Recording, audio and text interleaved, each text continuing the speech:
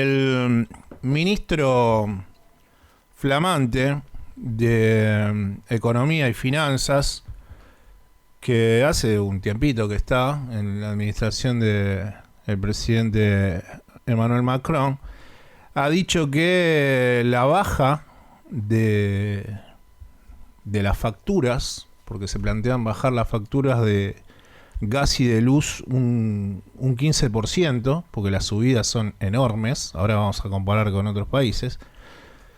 Este muchacho, el ministro de Economía y Finanzas francés, que se llama Bruno Le Maire, ha dicho que el coste para el Estado francés es o llegaría a 45.000 millones de euros. Y si hacemos un sobrevuelo por las diferentes economías de la Unión Europea, nos daríamos cuenta que en el próximo invierno, que algunos llaman el invierno del descontento, por una frase de Margaret Thatcher del año 1979, dice que si uno analiza diferentes situaciones por la disparada del gas, que el alza va a ser superior en líneas generales al 20% del megavatio hora, que es el índice de referencia, y esto superaría los 200 euros. En lo personal tengo un amigo que vive en Barcelona, que el otro día lo llamé para ver cómo andaba y me dijo, mira, me voy a ir al conurbano de Barcelona, porque entre lo que me está subiendo el coste del alquiler y además con lo que me está subiendo la factura de luz y gas, ya esos gastos que yo cubría con el salario de mi mujer, ya no llego a cubrirlos. Y estoy pensando seriamente en mudarme, en correrme del centro de un barrio. Él vive en un barrio que no es tan céntrico de Barcelona, se llama Poblenou, que es un barrio muy lindo, cerca del Fórum, yendo para ese lado, es un barrio costero. Pero me dice, acá es insostenible ya los costos que estoy teniendo de alquiler, de facturas, y encima se viene un invierno complicadísimo, porque a todo esto también en la semana hay una investigación que se está llevando adelante, porque además del Nord Stream 1 y el 2, que son los gasoductos que hoy en día están inactivos, hubo fugas y hay tamaños de fuga que parece que fueron sabotajes hechos a propósito para que no llegue la cantidad de gas que tendría que llegar, por lo menos del Nord Stream 1, porque el 2 lo pararon, pero que llegue el Nord Stream 1 con cierto gas a los países, en este caso el que más demanda, que es Alemania. Recién se dice que pero bueno, esto es un día a día porque están en guerra. Y Putin no para de tirar declaraciones. Que van desde, mirá que capaz te tira una bomba nuclear a alguna ciudad ucraniana o no sé. Y como no para, estaba leyendo que se dice que los precios del gas pueden llegar a encarrilarse o tener un sendero de normalidad en el 2026. Pero si no para la guerra, tampoco ese dato termina siendo futurología. Y hoy, 1 de octubre, los británicos terminan de recolectar las firmas de la demanda del colectivo No hay que pagar, Don't Pay. Y son 200.000 británicos los que están planteando no pagar las facturas de luz y gas también. Dicen que hoy supuestamente cierra y que si llegan al 1.000.000 de adhesiones, eso los haría políticamente fuertes ante la administración de Truss, la flamante primera ministra británica, que lo que propone para la ciudadanía es bajarle el precio del coste de la factura en un 27%, a sabiendas que los precios están casi tocando el 95-96% de suba en este último tiempo, y más sabiendo que se viene un invierno complicado. El otro día comenzamos con temas que tienen que ver con luz y gas, continuamos. A mí en lo particular, como verán, me apasiona esto, que tiene que ver con cómo vas a hacer como Estado para tratar de ya que no se va a frenar el conflicto, para soportar las temperaturas bajísimas que van a soportar los países europeos, y también nos pone en otro lugar a nosotros, ¿no? que a veces nos quejamos de ciertas cuestiones que tienen que ver con lo energético, pero la administración de Alberto Fernández en este tiempo no ha llegado a llevar adelante lo que se ve en algunos países europeos. Pero bueno, nosotros somos argentinos, siempre nos quejamos que está todo mal, siempre lo nuestro es lo peor. Lo peor que sucede acá y más que nada en Buenos Aires, donde es invivible. Hay una frase del expresidente Mauricio Macri que ha dicho en una gira que está llevando adelante por España, y creo que estuvo en España, o está en España, sí, es una gira que está llevando adelante por España, y la estoy tratando de buscar, y acá, porque la quiero decir textual, dice: si veo que al final del camino, está hablando de Horacio Rodríguez Larreta y de Patricia Bullrich, ¿no? Si veo que al final del camino uno garantiza el cambio y otro no, yo voy a jugar. Ahora, ¿qué quiero decir cuando yo la leí la primera vez? Dije, si uno garantiza el cambio y el otro no, quiere decir que no hace falta que juegue Mauricio Macri, porque uno garantiza el cambio. Ponele que, vamos a hacerlo bien retorcido, el que garantiza el cambio es Horacio Rodríguez Larreta y no Patricia Bullrich. Desde la mente de Mauricio Macri, yo creo que para él la que garantiza el cambio es Patricia Bullrich y no Horacio Rodríguez Larreta. Pero no se comprende, como varias cosas que no se comprendieron de la administración de Mauricio Macri. Pero si son dos y él ve que uno no garantiza el cambio, es que el otro lo garantiza. Entonces, ¿para qué vas a jugar? Ay.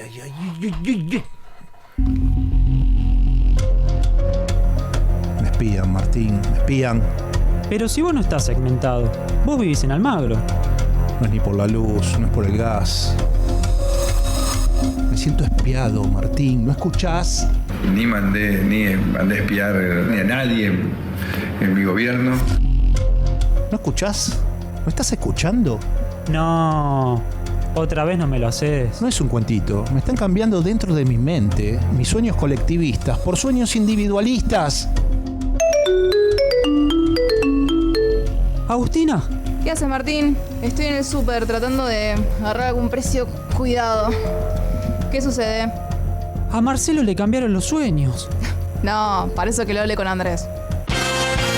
Yo, yeah. ¿Qué haces? Esta semana hablamos de Senegal. Se metieron en mi mente, me cambiaron los sueños. Si te pasa eso, tengo que comunicarme con el Supremo. Yo no veo un plan. Es difícil evaluar a un ministro que no tiene un plan. Yo no veo un rumbo. Lo más grave de todo es que no veo un rumbo, no veo un plan económico que nos haga volver a crecer. ¿Pero de qué plan me habla este señor? Si los tengo adentro de mi psiquis. Para mí tendrías que dirigirte a una profesional. Estoy recibiendo muchas consultas sobre este tema. ¿Usted quiere volver a tener sueños colectivos? ¿Usted no querrá volver a ser feliz? Me pasa esto, doctora. ¿No escucha? ¿No escucha? Si un tipo tiene una fortuna enorme, a ese tipo deberían pasearlo en andas como el héroe de la sociedad. La intervención del Estado condena a la muerte. ¿Y si no vuelvo más a tener lindos sueños? A ver, espere. Acá tengo un caso de una señora que se comunicó con nuestro máximo referente. Le he pedido a Alberto Fernández. Doctora, ¿le digo algo? Al final esta persona me mató muerte. Aquí comienza Pasó a Valores, el instante previo a pensar que lo habías dejado ahí. Voy a tener que comenzar otro sábado hablando de la inoperancia del gobierno de la Ciudad Autónoma de Buenos Aires. Le pedimos disculpas a la audiencia, pero la realidad me lleva hacia esos puertos y yo arribo con un velero sin vela. Vamos a escuchar al jefe de gobierno enojado con los débiles. Ya nos tiene acostumbrado a esta pantomima y Podría enojarse con Mauricio Macri, ¿no? En algún momento. Decirle, ¿vas a jugar? ¿No vas a jugar? ¿Qué vas a hacer? Deja mi vida tranquila, Mauricio. Pero no. Le habla a padres con ideales, a alumnos con ganas de cambiar el mundo, a personas que tienen ingresos inferiores a otros estratos sociales, y se hace el malo con gente que está viendo a ver si llega a fin de mes o no, en líneas generales. Otra vez, Horacio Rodríguez Larreta, modo enojado. En el caso de la educación, como saben, hay algunas escuelas de la ciudad que están siendo tomadas por grupos muy chicos de estudiantes, en muchos casos apoyados por adultos irresponsables que al día de hoy le están sacando el derecho a estudiar a casi 5.000 alumnos. Y yo quiero enfatizar esto, no vamos a dialogar con los que anulan el diálogo. Bueno. Con las escuelas que volvieron a su actividad habitual, retomamos el diálogo que siempre tuvimos con ellos. Pero con los que mantengan las tomas, vamos a ser inflexibles. No hay diálogo ante la extorsión. No vamos a permitir que pequeños grupos marquen el ritmo de la educación en la ciudad de Buenos Aires. Pequeños grupos. Vamos a comenzar con algo que para mí es gravísimo, dentro de todas las cosas graves que tiene el conflicto, pero lo más grave tiene que ver con la cantidad de horas que pierden los estudiantes de los colegios públicos de la Ciudad Autónoma de Buenos Aires para ir a hacer algo que se denomina ACAP, que son las ACAP. Las ACAP son, o significa Área Centralizada de Trabajos Prácticos. El PRO, que le gusta ponerle como mucho almidón a las palabras, lo llama al Área Centralizada de Trabajos Prácticos, ACAP. La llama actividades de aproximación al mundo del trabajo. Como que bueno, vos te vas aproximando a que te negreen y tu cuerpo lo va sintiendo de a poco. Tipo, cuando tenés 18, 19, ya pasa uno por la esquina y te dice, mira, es muy probable que empieces a ser un trabajador informal. Entonces vos agarrás Avenida del Trabajo, que es un barrio en donde la presencia del PRO está todo el tiempo, como en Pompeya, como en Villa Soldati. Bueno, vos agarrás ahí Avenida del Trabajo a la mañana y uno sale y te dice, ¡informal! ¡Serás informal! Y se mete por la Razaba, yo qué sé. O cruza por Somellera. ¡Informal! Entonces el niño, que ya es un adolescente grande, se va habituando. ¿Por qué? Son como los gestos diminutos de la administración de Horacio Rodríguez Larreta, en donde uno va sintiendo en su cuerpo, en su ser, en su humanidad, que se está aproximando al mundo del trabajo. Las ACAP son ilegales. Más allá de que son ilegales, ahora voy a contar, lo grave es que te sacan de horas de clase de matemáticas, de filosofía, de historia. Pero claro, la historia, la matemática y la filosofía, para el modelo del PRO, son materias que se ve que las dieron de manera virtual y nunca de manera presencial, porque las políticas que han aplicado, vayamos a ejemplos concretos. En cuanto a matemáticas, si a los pocos días vos le bajás retenciones al sector, que es el sector agropecuario, que es el que genera muchas, pero muchas ganancias para las arcas públicas, para el fisco, y una de las primeras medidas es a ese sector eliminarle retenciones y después quejarte que tenés que llegar al déficit fiscal, ¿y cómo haces? Entonces matemática no la tienes muy clara. O por ejemplo tenés a un ministro de Economía como era Prat Gay que te decía, che, yo voy a llevar todo a 14. Por más que el oficial esté a 9, estamos hablando del dólar, yo lo llevo a 14. Porque en 14 no va a pasar nada. Y las tarifas también, luz, gasto. No hablaron con el ministro de Economía y Finanzas francés, Bruno Le Maire. No lo tenían a Bruno Le Maire en ese momento, no tenía el contacto Prat Guy. ¿Y qué pasó? Se le fue todo el despipiole a la nube. Fueron los primeros tarifazos de Aranguren. Entonces, matemática, poquito. De historia, bueno, alguien que dice que hay que terminar con el curro de los derechos humanos. Alguien que nunca, creo que en un acto habló del bombardeo del 55 y de la ruptura de ese proceso democrático. Horacio Rodríguez Larreta, que dice que es admirador de los gobiernos o el gobierno de Arturo Frondizi y nunca habla del plan Conintes. O sea que historia también es flojeli. Porque ellos son anticipadores. Ellos ya venían con la CAP desde antes, chicos, del Lengüitas. Ellos ya venían, le decimos también a los pibes de Mariano Acosta, ellos ya venían desde antes con la SACAP. Por eso matemática, historia y de filosofía. Bueno, escúchame, si vos tenés a alguien que está en la cima de la montaña, que es tu camino, que te lleva hacia el paraíso ideológico y se llama Durán Barba, ¿para qué vas a necesitar leer a Kant? ¿Para qué vas a necesitar de un Heidegger? ¿Para qué vas a necesitar de...? Bueno, no nos vamos mucho para el lado, no hablemos de Hegel, ¿no? Pero bueno, ¿para qué? Si tengo a Durán Barba, te dirían. Entonces, filosofía, no. A CAP.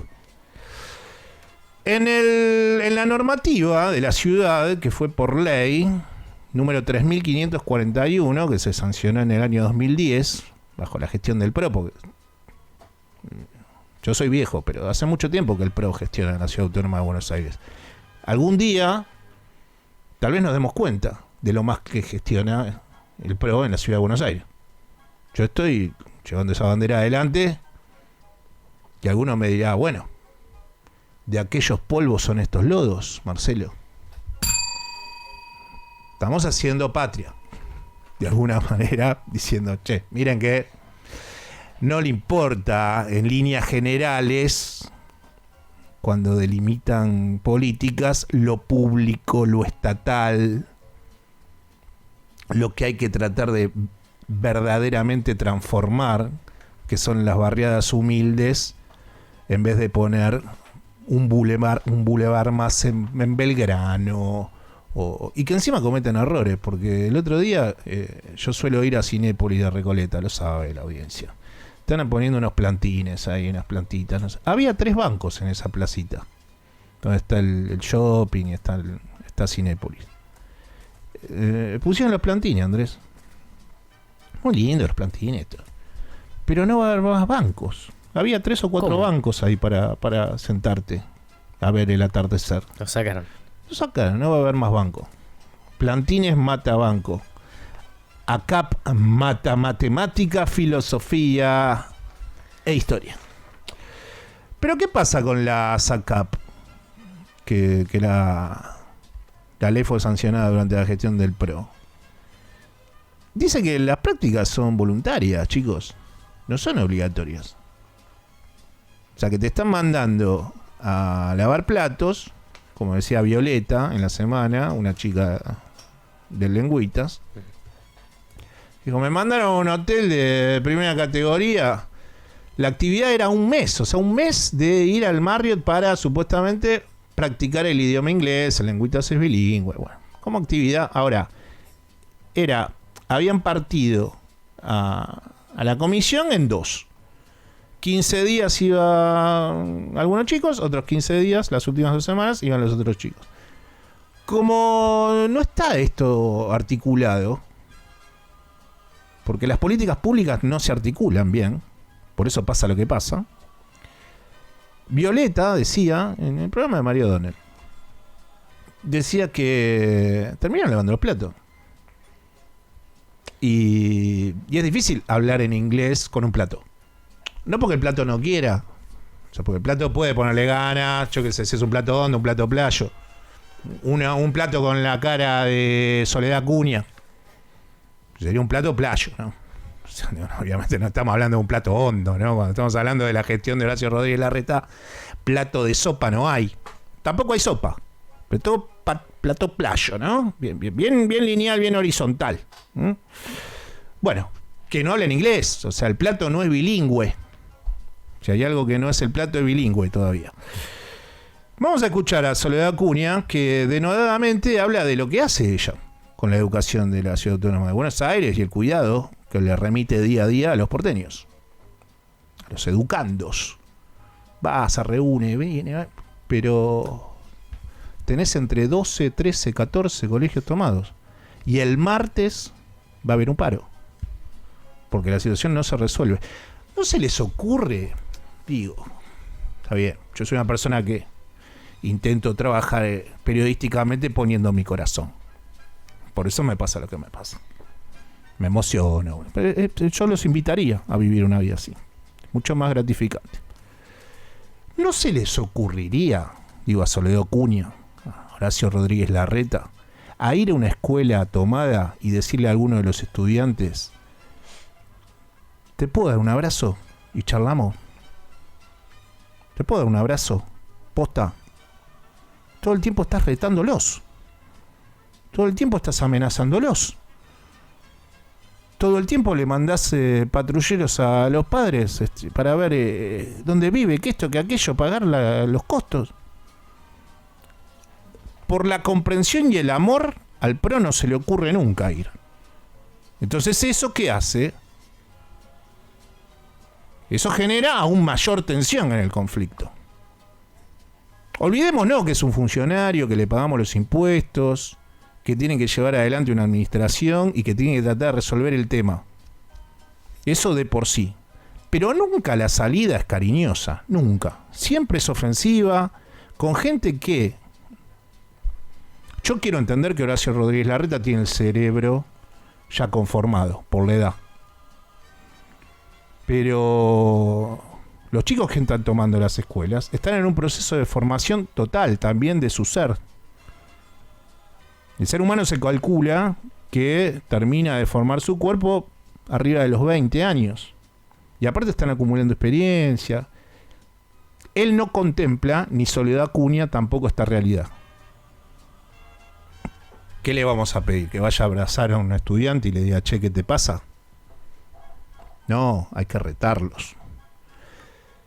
Y ante los medios que tiran centros, que ya sabemos cuáles son, La Nación, Clarín, Soledad Acuña emite este testimonio desgarrador. Desgarrador. En primer lugar, que personalmente recorro escuelas todos los días. Tengo reuniones con directivos de escuelas públicas y privadas, con docentes de escuelas públicas y privadas, con familias de escuelas públicas y privadas, en cooperadoras. Me he reunido con centros de estudiantes hace no más de un mes. Lo que debe ganar el remisero. No soy una ministra que no dialoga. Lo que no voy a hacer es aceptar la violencia y la coacción a través de una toma. Con estudiantes que estén tomando escuela, nosotros no vamos a dialogar. Tuvimos oportunidad de dialogar todo este tiempo y hasta ahora nunca nos solicitaron el diálogo. Mi respuesta es: nosotros no vamos a discutir el problema de fondo, vamos a discutir las formas. Porque para discutir sobre las viandas, para discutir sobre las prácticas laborales, para discutir sobre el modelo educativo, están todas las instancias que da la democracia. Yo recorro escuelas todos los días, hago reuniones con estudiantes organizados, con docentes, con familias. Ahora, en democracia se discute de otra manera, no cerrando escuelas.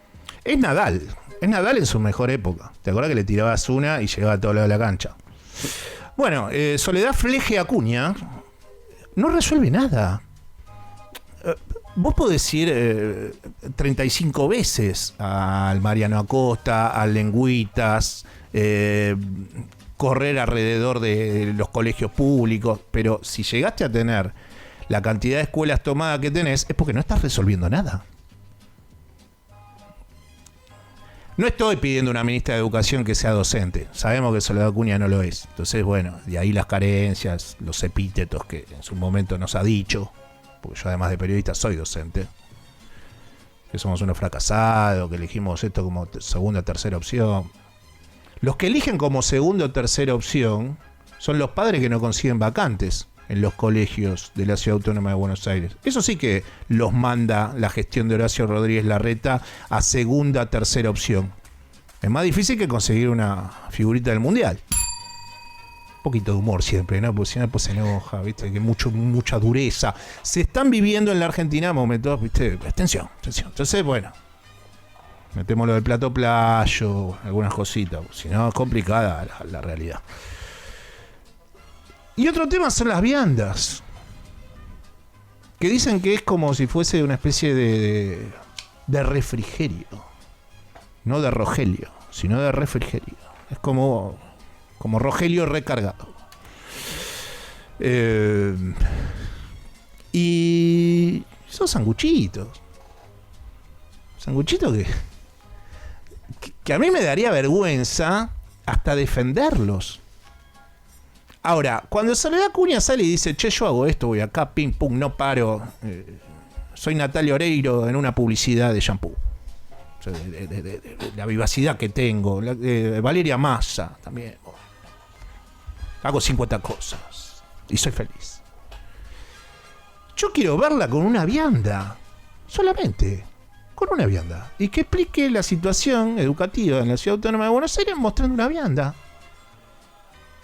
Mostrando por qué lleva adelante algo que es ilegal, que son las ACAP. Haciéndome mirar el techo del Mariano Acosta. Yo le recito algún poema, escribo alguna cosita cortita. Andrés, que tiene mejor voz que yo, ¿no? ¿No te animas, Andrés? Sí. Y que nos inviten a recitar. A ver el techo del Mariano Acosta. Y mientras miramos el techo, bueno, pensamos en cosas que me lleve a ver, por ejemplo, cómo están las instalaciones de la Escuela de Cerámica número 1. Mientras discurrimos, tu cuerpo, el mío, la educación entre en medio. ¿O no, Andrés? ¿No te parece? Claro. Podemos ir también a la Federico García Lorca, ver sus escaleras. Seguramente estarán hipolutas. ¿Hay que seguir con esto? No, hay que seguir con el programa. El año que viene se va a votar en la República Argentina. En la Ciudad Autónoma de Buenos Aires vamos a tratar desde este programa, si seguimos todavía haciéndolo, de propugnar una sociedad que le dé algún tipo de valor primordial a lo público, a lo estatal, a la educación, a abrazar a los pibes, a que no se quejen, a no tratarlo de loquito. Económicamente Sergio Massa continúa. Y iba por 5.000, pero parece que superó los 8, ¿no? Quiero contarles que a las 17 horas cerró una medida que fue planificada del día 5 al día 30 de septiembre, que tiene ingreso de divisas hasta el día de hoy y que tiene ingresos de divisas que van a continuar el día lunes y el día martes. Bien. Producto de aquellas operaciones que se inscribieron hasta las 17 horas y que en términos de la satisfacción de nuestro presidente del Banco Central, de Miguel Pese, van a seguir entrando el día lunes y el día martes. El número de cierre de la operación del complejo agroindustrial del mes de septiembre es de 8.123 millones de dólares de exportaciones argentinas. ¿Lo anotaste? Que obviamente tienen un impacto directo en el ingreso de divisas y en el ingreso de reservas al Banco Central de la República Argentina. Anotaste, ¿no, Andrés? 8.123. Exacto. Bien, decían que no llegaba a 5.000. Ya sabemos quién decían. Estaba relajado más en el audio, ¿no? El de lo llevo a 14 y no pasa nada, porque estamos en 9... Alfonso Pratgay era uno de los que decía, no llega a 5.000. No te enojes. No, yo estoy más que tranquilo. No llega a 5.000. 8.000, para que lo anote, Alfonso Pratgay, 123 millones. Que habla de una política que apunta a dialogar. Una política acertada de Sergio Massa, no tanto como cuando se puso del lado del empresariado con el conflicto de los neumáticos. Sergio Massa no es por ahí. Sergio Massa no. Pero acá se llegó a entender el sector. Hay una necesidad de incrementar las reservas del Banco Central. ayer estaban todos en los anuncios, todos los funcionarios importantes del Ministerio de Economía y además los CEOs de Cofco, Gargil, estaba Gustavo Idígoras.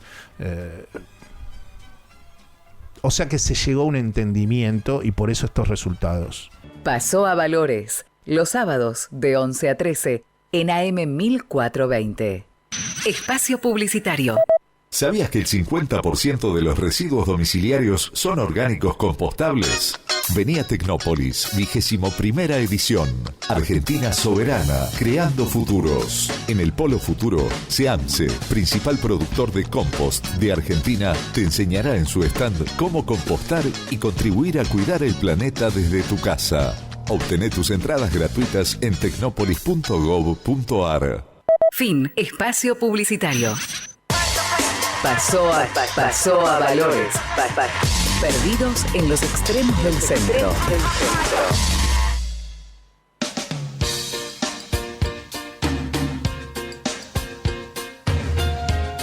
Quédense tranquilos que vamos a hablar de Lula en un ratito. Vamos a hablar de Jair Bolsonaro también, que Lula lo mandó a la casa. Hay que ver si va a la casa Bolsonaro.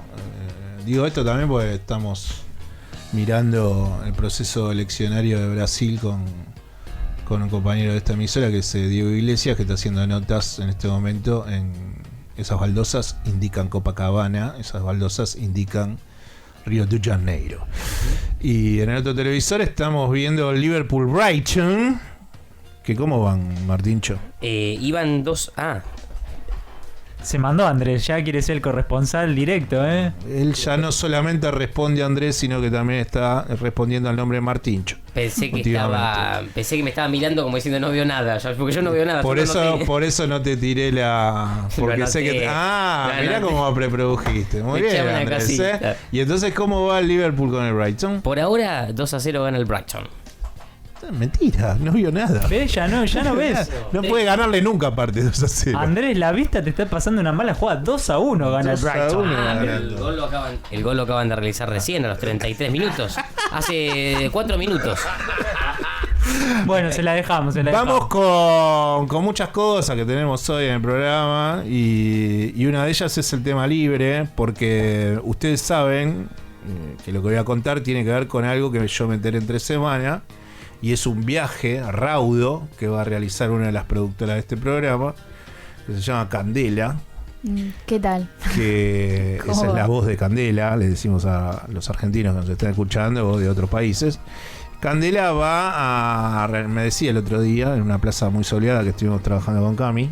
Hola, me quemé toda la cara. Fue muy productivo lo que hicimos el otro día, el miércoles. Qué hermoso día el miércoles al mediodía. Hermosísimo. El sol nos pegaba en la cara.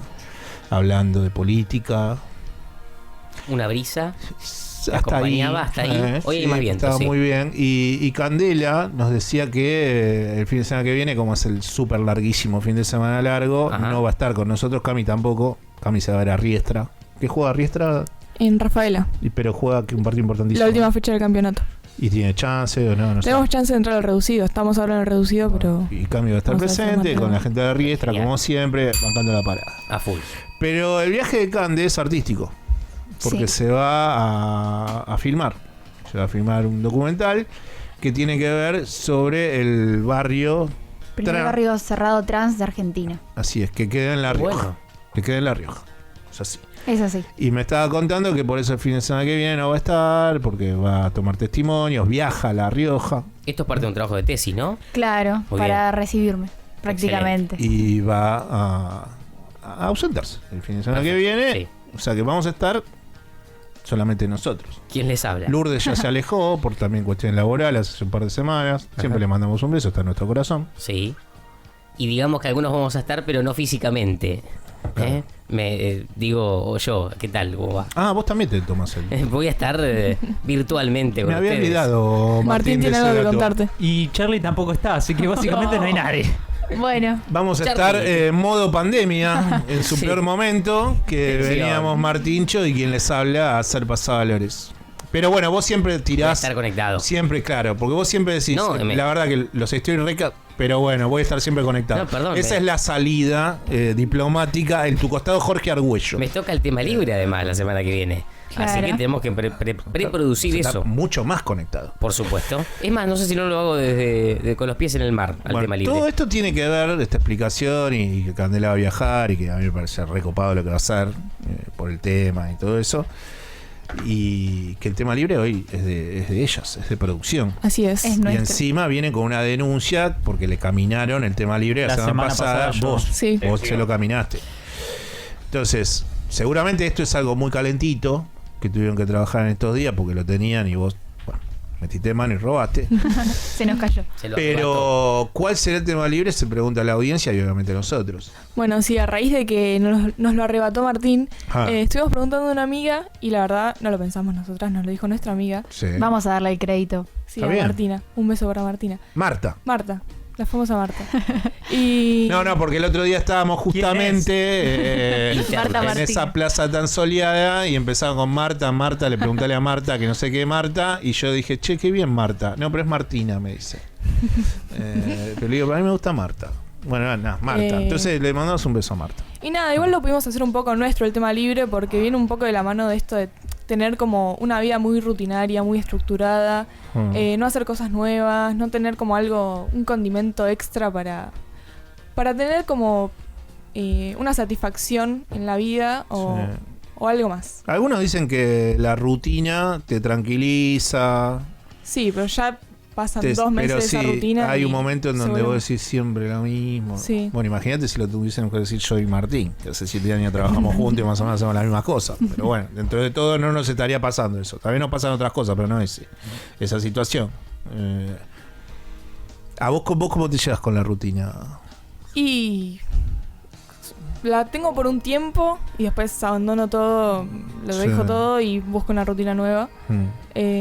Igual, diciendo esto, también hice 15 años del mismo deporte, así que...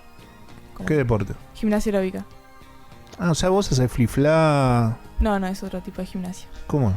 ¿No haces giritos en el aire? No. Esa es rítmica, ¿no? Claro, no, artística. Aeróbica es coreos con levantamiento de personas, saltos, pero no saltos. Siempre de novia estuviste. No, bueno. Algo así. ¿Pero qué? ¿Si tiene que levantar personas? Sí, pero bueno va más a lo físico. No sabes lo que es la soledad. Claro. Y eso se hace en una pista como si fuese la gimnasia artística en también. Un escenario de 7x7. ¿Trabajan con pelotas o no hay ningún elemento? Solo coreos. Coreos con pasos medio gimnásticos. ¿Y la vestimenta cómo es? ¿Normal? Mallas de manga larga y a veces con pierna completa también. ¿Y qué es lo más difícil, por ejemplo? Y depende de cuál sea tu habilidad. Cuando te toco una coreo y decís, pará, acá tengo un numerito acá en esta coreo que es complicado. Depende, porque ahí, o sea, cada gimnasta tiene como su habilidad. Algunas tienen más flexibilidad, otras tienen más fuerza para levantar a la otra persona. Es como, son distintas las habilidades que puede tener cada gimnasta. Claro, si uno es menos celoso, tal vez es complicado. Claro. Yo sería malo con el salto, por ejemplo. Yo con el salto... Testimonio agarrador. No. Me pasaba por ha sido blanquear su vida. Sábado 1 de octubre. Y nunca me ayudó, ni la altura ni el salto. ¿no? Es difícil saltar. ¿Viste? Era base en el básquet. Ponele, sí. Y bueno, hacíamos lo que se podía. Nunca ayudó la altura. Es un dato de la realidad, Andrés. Pero Martínez se ríe, pero ¿qué pasa? Alero no había forma. Claro, lo veo que soy Faco Campazo, soy alero. Yo acompañaba, chicos, me divertí mucho. Bueno, bien, el base. 5 o 6 años de básquet. Argentina ha tenido grandes bases. Bastante. Miguel Cortijo, por ejemplo. Base histórico de Ferro. Ferro de los 80. Bueno, por eso te digo. Cadillac también, que era como su archirrival. Martín acompañaba. Bueno, tema libre, porque nos estamos derivando. Vida Eso se tiene que ver rutinaria. con la rutina. Claro. Y como siempre, ¿qué hay, Cande? Vamos al audio, el corte de audio. A ver. Hoy en lelimón.com vamos a hablar de los primeros pasos, ese gran hito del primer año de vida del ser humano. Los primeros pasos no son un logro como tal. Son más bien el fruto, el resultado de todo lo que un bebé aprende desde que nace. Te crecieron la pierna también, Fijar ese la fruto. mirada, Qué darse dulce. la vuelta, sentarse solo, gatear, agarrar objetos. Pagar el monotributo. El primer año es todo un camino hacia esos primeros pasos. Claro. Bueno, entonces... Bien. Conmovedora esta señora, ¿eh? lo que cerramos un poco entre Cande, Marta y yo fue ¿qué fue lo último que hiciste por primera vez? Como para cambiar la rutina. ¿Qué agregaste nuevo? Algo nuevo. Que puede ir desde un beso. Sí. Estoy trabajando en una nueva modalidad de opúsculo. Tremendo. Puede ser algo físico, algo de personalidad. Algo que hayas aprendido. Uy, qué difícil. Esperá, porque me gustó. Dijo cualquiera, es oscuro. Están pensando. Bueno, usted no corrige nada. Yo digo cualquier barbaridad. O sea, no. Acá impunemente viene alguien. No, dijo. Me esclavizan, todo bien. Repita. Seguir laburando. O sea, un ósculo. Dije opúsculo, hueco. Bueno, sí. Bueno. ¿Quieren que ejemplifique yo? Por favor. Dale. ¿Qué es lo ¿Qué fue lo último que hiciste por primera vez? Bien. En mi caso fue... Ya lo tengo. En mi caso fue que nada, como mujer, está muy impuesto de que el hombre te tiene que invitar a salir. Bien. Entonces yo hace unos días me animé y como que di el primer paso y le dije, che, ¿hacemos algo estos días? Epa. Me salió totalmente mal. ¿Por qué? No me rechazó directamente. Tensión. Pero te dijo, estoy ocupada. 3 veces me dio como mucha vuelta de... al final no el dólar puedo. soja. Es que está con ese tema. Claro. Cierra, bueno, hay algunas entre lunes y martes. Pero ayer a las 5 cerró. Capaz este fin de semana. Le voy a preguntar, sí. Pero estaba con eso, final de liquidación. Pero inténtalo. Gracias. Inténtalo. Pero a vos te gustó hacer eso.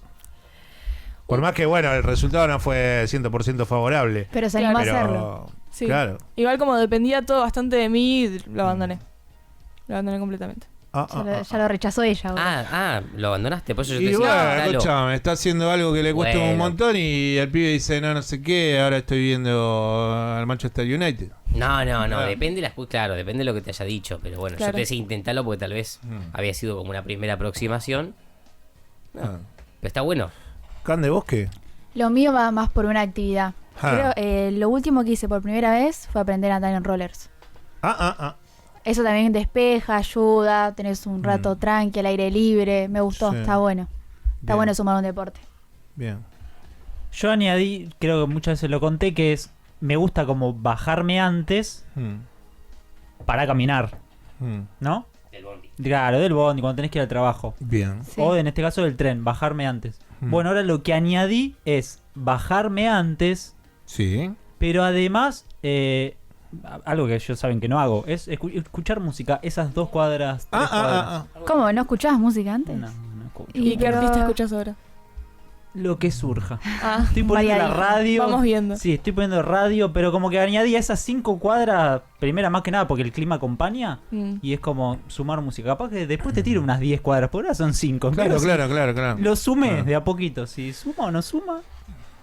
Andrés, cerralo vos. Hago lo mismo. Pero tengo algo nuevo. Permitime, porque vos después vas a tener que vender todo. Vamos a ir a una entrevista, vamos a hablar de política. Claro que sí. Aprovechemos estos últimos instantes, este momento. Sí. Sábado soleado, ¿no? Tal cual. Ahora calmó el viento, muy lindo día.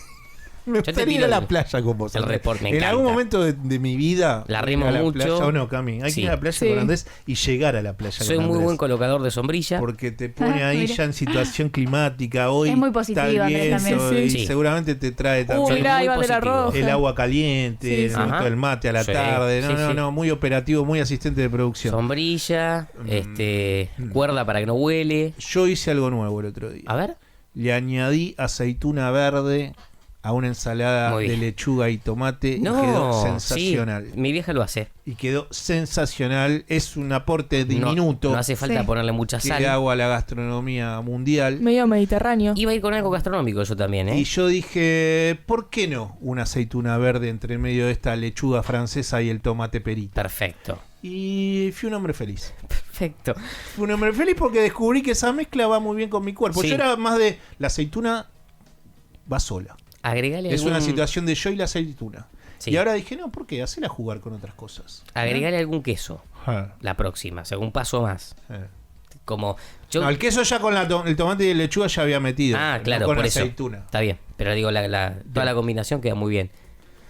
Bueno, cerramos este tema libre. ¿En qué fue lo último que hiciste por primera vez? Yo tengo algo gastronómico también que tiene que ver con reciclar la comida que te queda. Me tocó ayer justamente. Dije, bueno, me la juego. Conocí una receta, nunca la había hecho. Tortilla de fideos. ¿Y cómo quedó? Es verdad, la había escuchado. Igual cuando te sobra arroz. Tortilla de fideos, muy recomendable. ¿Qué tipo de fideos? Tenían salsa, unos mostachol. Ah, bien. No, perdón, eran unos espagueti. Perdón. Eran espagueti. Conviene hacerlo con espagueti porque el mostachol, poco complicado. No, eran unos espagueti, tenían un poquito de salsa.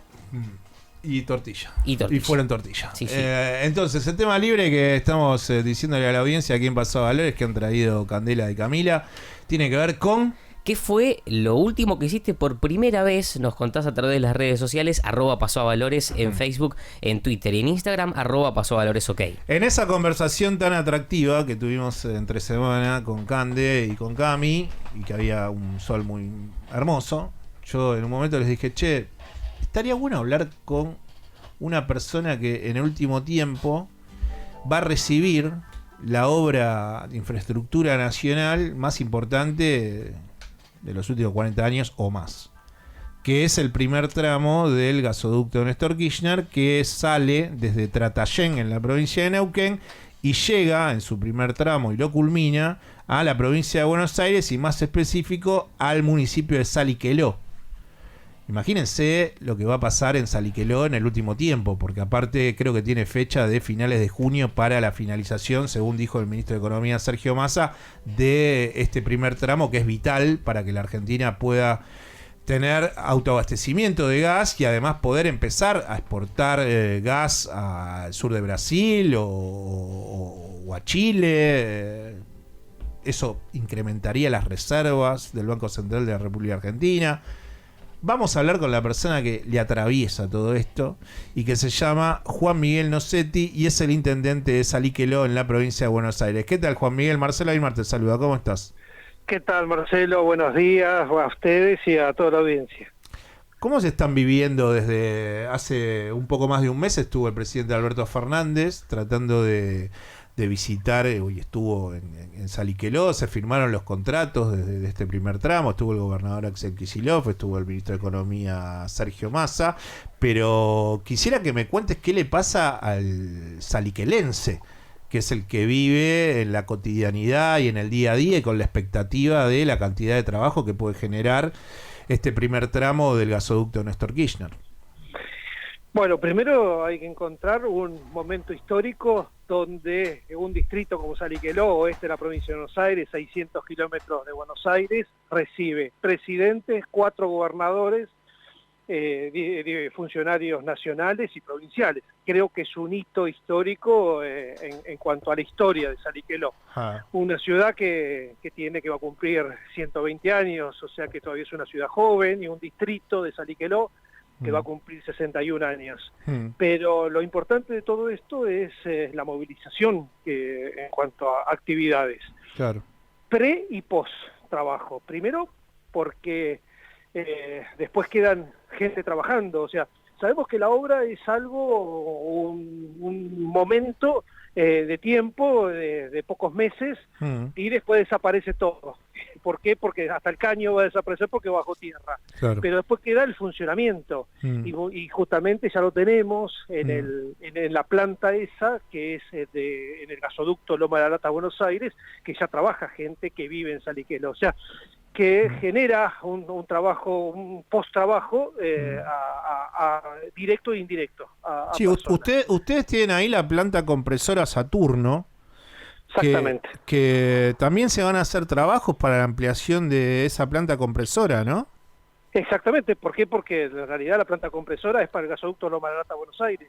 Cuando venga este gasoducto que se va a unir ahí, justamente ahí se va a bifurcar más gas para Buenos Aires y más gas para el litoral. ¿Por qué? Porque el gasoducto en su segunda etapa va para el lado de Santa Fe, que después sur, como vos decías, sur de Brasil, Uruguay. Sí, va a San Jerónimo, hasta San Jerónimo en la segunda, en el segundo tramo. Y Saliqueló en realidad ya es una terminal de gasoductos que ha tenido, bueno, de hecho está en lo que me decías vos, esa planta compresora también ya desde hace años tiene trabajo sobre temas que tienen que ver con lo gasífero. Pero Sí. Y gracias a gracias a esa planta compresora, Salliqueló tiene gas. Antes no tenía gas. Entonces, gracias cuando se hizo el gasoducto Loma de Lata Buenos Aires, una de los principales ramales chicos, porque en realidad es chico, Salliqueló pudo tener gas a nivel distribución domiciliaria. ¿Ustedes tienen algún tipo de expectativa de cuántos puestos de trabajo podría generar este primer tramo de Tratayén-Salliqueló? La primera etapa estuvo presente en la empresa y está buscando 40 puestos de trabajo. Para una localidad de 10.000 habitantes, donde esa actividad rural y agropecuaria, y donde también tenés todo lo que es empleado público, sea municipal o provincial, en el caso de seguridad, porque dependemos de la seguridad de la provincia de Buenos Aires, y educación. Es todo pública, o sea, no existe ni la salud privada ni la educación privada en Salliqueló, es todo público. Entonces, genera un adicional de mano de obra, por lo menos es momentáneo, con decirte que hay ya empleados municipales que están pidiendo, no cesantías, sino pidiendo una autorización como para ya poder trabajar y poder sacar un crédito a esta actividad donde es posible que pueda tener, porque son otros dineros y otras remuneraciones. También es otro trabajo, que justamente es a full. ¿Por qué? Porque como vos decías, en junio del año que viene tiene que estar lista la obra.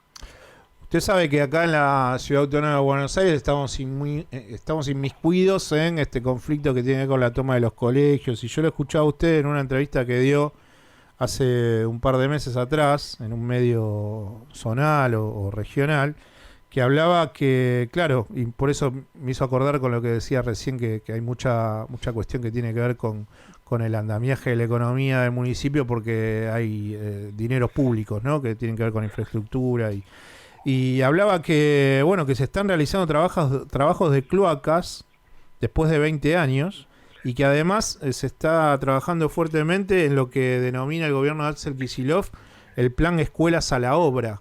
Entonces lo que quería era un poco que me comentase sobre estas cuestiones, porque también en la semana en medios periodísticos estuvo como esta cuestión de, bueno, también la educación en la provincia de Buenos Aires no es ideal, pero muchos periodistas sabemos que en la provincia de Buenos Aires se están llevando adelante este plan Escuelas a la Obra, que no tiene nada que ver con lo que propone Horacio Rodríguez Larreta con la educación y el poco papel que le da a la política pública en la Ciudad Autónoma de Buenos Aires. En Salliqueló, ¿eso es realmente así como decía usted? Sí, realmente gracias a ese programa Salliqueló tuvo mucha transformación en la parte edilicia. Sabemos que tenemos buena educación, pero a veces necesitas el edificio acorde para tener esa buena educación. Como te dije, no existe la educación privada, es todo público. Y justamente, más o menos, se le ha dado infraestructura a muchas escuelas. Nosotros tenemos los 3 niveles, inicial, primaria y secundaria, y en todos los niveles se ha podido encontrar primero una escuela nueva, una escuela secundaria 2 que no tenía edificio propio, tenía un edificio prestado en una primaria.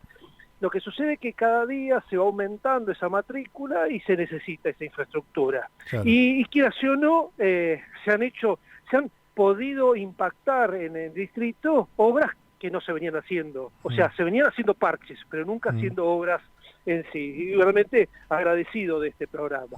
Y en cuanto a cloaca, cierto, todavía Salliqueló no tiene 100%, como no tiene muchos distritos. Pero lo que voy es que no se ha invertido. Nosotros tenemos... está el servicio, lo tiene ABSA, y ABSA, por supuesto, que era el servicio, pero infraestructura.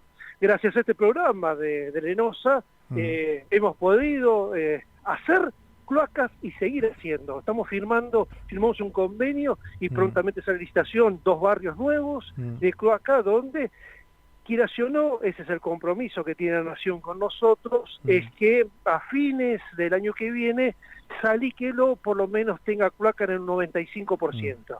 Bien. Y eso es importantísimo. Y la segunda ciudad nuestra, que es Quenumá, que es una ciudad de más o menos 600 habitantes, eso lo maneja provincia, La obra de cloaca está en un 90%, falta el 10% para finalizar y funciona. Estamos trabajando y está saliendo a licitación para que eso se pueda hacer. O sea que entre provincia y nación, por lo menos tener una amplia cobertura, que no es poco decirlo y a su vez es importante porque no todos los tienen, es tener esa cobertura de agua y cloaca para en un altísimo porcentaje de la comunidad del distrito de Saliguero. Usted, Juan Miguel, es el intendente de Saliqueló y pertenece a un partido que es vecinalista, que se llama Unión Vecinal de Saliqueló. Y lo que quería consultarle es, como vecinalista, si realmente un dirigente que se propone liderar un partido vecinalista es encontrar el pragmatismo de la política en su máxima expresión y, y además de eso, ¿qué es lo que opina cuando las dos grandes coaliciones que tiene este país, que son Juntos por el Cambio y el Frente de Todos, no se ponen de acuerdo en 5 o 6 puntos para, a nivel nacional, llevar a la sociedad argentina a un estadio mucho más fructífero en su cotidianidad, porque no se sientan a dialogar sobre los temas importantes? Usted es un dirigente de un partido vecinalista y quisiera que me contase un poco cómo mira la política desde ese lugar que eligió llevar adelante su proselitismo. Mira, primero, yo se lo dije a Axel Kicillof cuando nos juntamos, apenas fue iniciado, porque esta es mi primera gestión, a partir del 19. Y se lo dije, nosotros no somos ni oficialistas ni oposición, somos un partido que vamos a favor de los vecinos y le vamos a traer todas las inquietudes de los vecinos. Somos verticalistas de abajo hacia arriba, no de arriba hacia abajo, que eso pasa con los frentes electorales, que vos te tenés que guiar de lo que te dicen de arriba y lo que tenés que hacer. Lo que sí te digo que hay a veces que dentro del vecinalismo existe esa pluralidad que hace que discutamos esto puertas adentro y nos pongamos de acuerdo. ¿Por qué no te podés poner puertas adentro de acuerdo y hacerlo puertas afuera, que es lo que hacen los frentes? Es verdaderamente, yo siempre digo, hay un egoísmo por parte de la política que hace que eso nos pongamos de acuerdo. Hay un sistema de poder que hace que mejor lo que digo yo y a veces no lo que hago yo, pero bueno, la situación hace que hoy vivamos, la sociedad viva absolutamente concentrada, otra vez inmersa en estas discusiones, y seguimos pasando lo que pasa siempre. Nos acordamos los vecinos cuando vienen las elecciones y le prometemos absolutamente cuando a veces no podemos cumplir. Lo que sucede es que si yo le tengo que decir al vecino lo que verdaderamente hay que hacer, no me votan. Entonces seguimos mintiéndole al vecino y por eso que no nos ponemos de acuerdo. De una vez por todas tenemos que ir todos mirando en el mismo sentido y buscar la realidad de todos, tener una Argentina mejor y tener una población mejor. Creo que la Argentina y los argentinos nos merecemos eso. Bueno, nosotros queríamos comentarle a la audiencia lo que tiene que ver con la expectativa del municipio que usted está administrando y además me pareció interesante no solamente hablar sobre lo que está viviendo la comunidad saliquelense con esta construcción del primer tramo Tratayén-Saliqueló, sino que también que me cuente estos costados que tienen que ver con la política del día a día y llevar adelante uno de los 135 municipios que tiene la provincia de Buenos Aires. Le mando un abrazo, que tenga buen fin de semana y estaremos hablando más adelante, Juan Miguel. Sí, gracias. Hoy en este momento estoy en el Mar del Plata recibiendo a la delegación porque justo este fin de semana comienzan los torneos bonaerenses y es una decisión venir a recibir. Por supuesto que no me puedo quedar por todos los juegos. Sí. Realmente muchos jóvenes y adultos, porque también tenemos los adultos que participan, realmente darle esa palmada en la espalda para las mejores sexo y que lo disfruten, porque muchas veces esto no es a ver si gano o pierdo, sino es disfrutarlo y poder. Por supuesto que si tenés una medalla, mucho mejor. Así que agradecido de la conexión y a disposición de lo que necesiten. Muchas gracias, Juan Miguel. Un abrazo y buen fin de semana. Quien está hablando con nosotros era el intendente de Saliqueló, que se llama Juan Miguel Nocetti y que milita y lleva adelante su política desde la Unión Vecinal de Saliquelo. Pasó a Valores. Perdidos en los extremos del centro.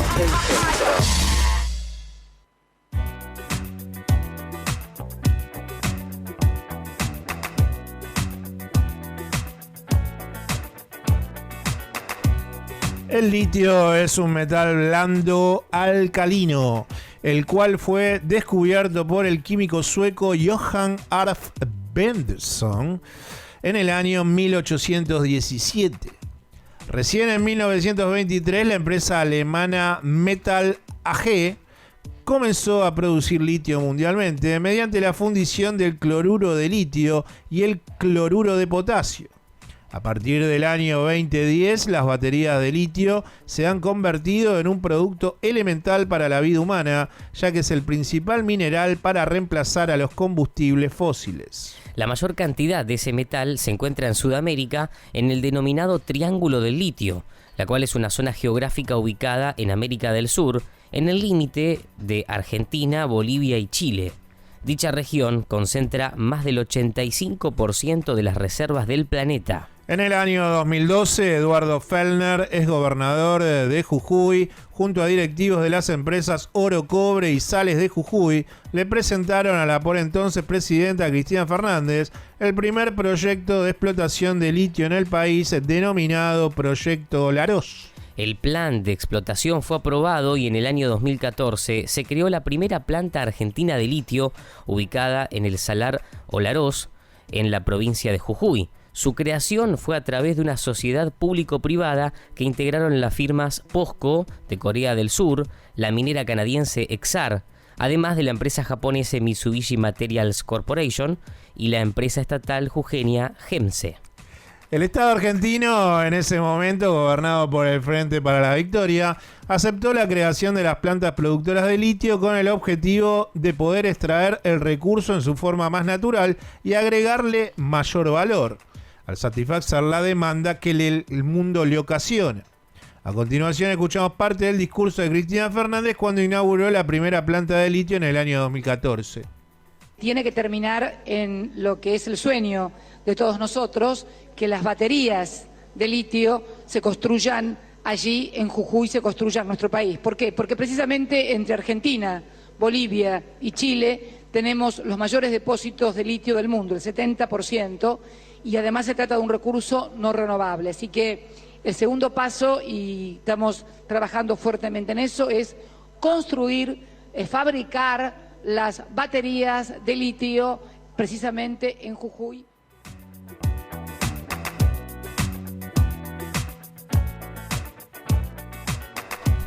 Luego de 8 años de la primera explotación de litio en Argentina, el mineral se encuentra en su mejor momento, como Macri caminando por la provincia de Córdoba. La administración de Alberto Fernández tiene particular interés en el litio por tratarse de un mineral estratégico para el mundo debido a la transición energética y por el impacto que puede llegar a tener en la llegada de nuevos dólares. En el año 2022, las exportaciones de litio entre enero y agosto acumulan ingresos por 394 millones de dólares, un aumento del 211% contra el mismo periodo del año 2021. Por ejemplo, según datos de la Secretaría de Minería a cargo de Fernanda Ávila, en el último año el litio fue el mineral que más aumentó su precio comparado con el oro, la plata y el cobre. En agosto, la tonelada de carbonato de litio se vendió a un precio de $73.000 por tonelada. Además, los datos oficiales de la Secretaría de Minería indican que la República Argentina produce el 8% de la producción mundial del litio, mientras que para el año 2030 esperan multiplicar por 10 la producción del mineral. Florencia Barragán, periodista económica, nos amplía mayores detalles sobre las exportaciones de litio en nuestro país. Cierto es que es un mineral que va a tener mucho protagonismo en los próximos años. Hoy, en realidad, si hablamos de minería en general, Argentina lo que más exporta es oro y plata, no tanto litio. pero es algo que quieren apuntar a aumentar las exportaciones, pues porque es algo que se va a utilizar mucho en lo que tiene que ver con la movilidad eléctrica, digamos. Lo que te decía, ves, oro y plata es lo que más exporta Argentina, pero mirá litio, si bien está en el tercer lugar, lo que aumentó, 166% aumentaron las exportaciones del litio, así que bueno, es sin duda el dato económico que por ahí hoy no es tan relevante, pero que va a marcar el pulso de los próximos años a nivel económico. Sábado en la radio, Pasó a Valores.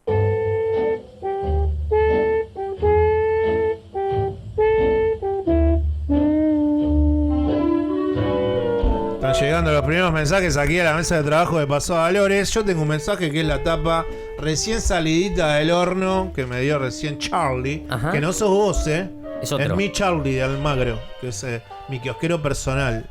Que es la tapa de Le Monde Diplomatique. Bueno, ustedes saben, yo laburé algunos años en Le Monde Diplomatique y por eso nada, es un gesto. Cuando sale a comienzo de mes Le Monde, leemos su tapa. Así es. En este caso, el veneno de la conspiración. Le mandamos un beso a Pablo Stancanelli también. El complotismo, escucha Andrés, es importantísimo para tu vida. Complot. El complotismo se ha convertido en un arma de construcción política de la derecha. Epa. El atentado contra Cristina y el asalto al Capitolio estadounidense son casos extremos.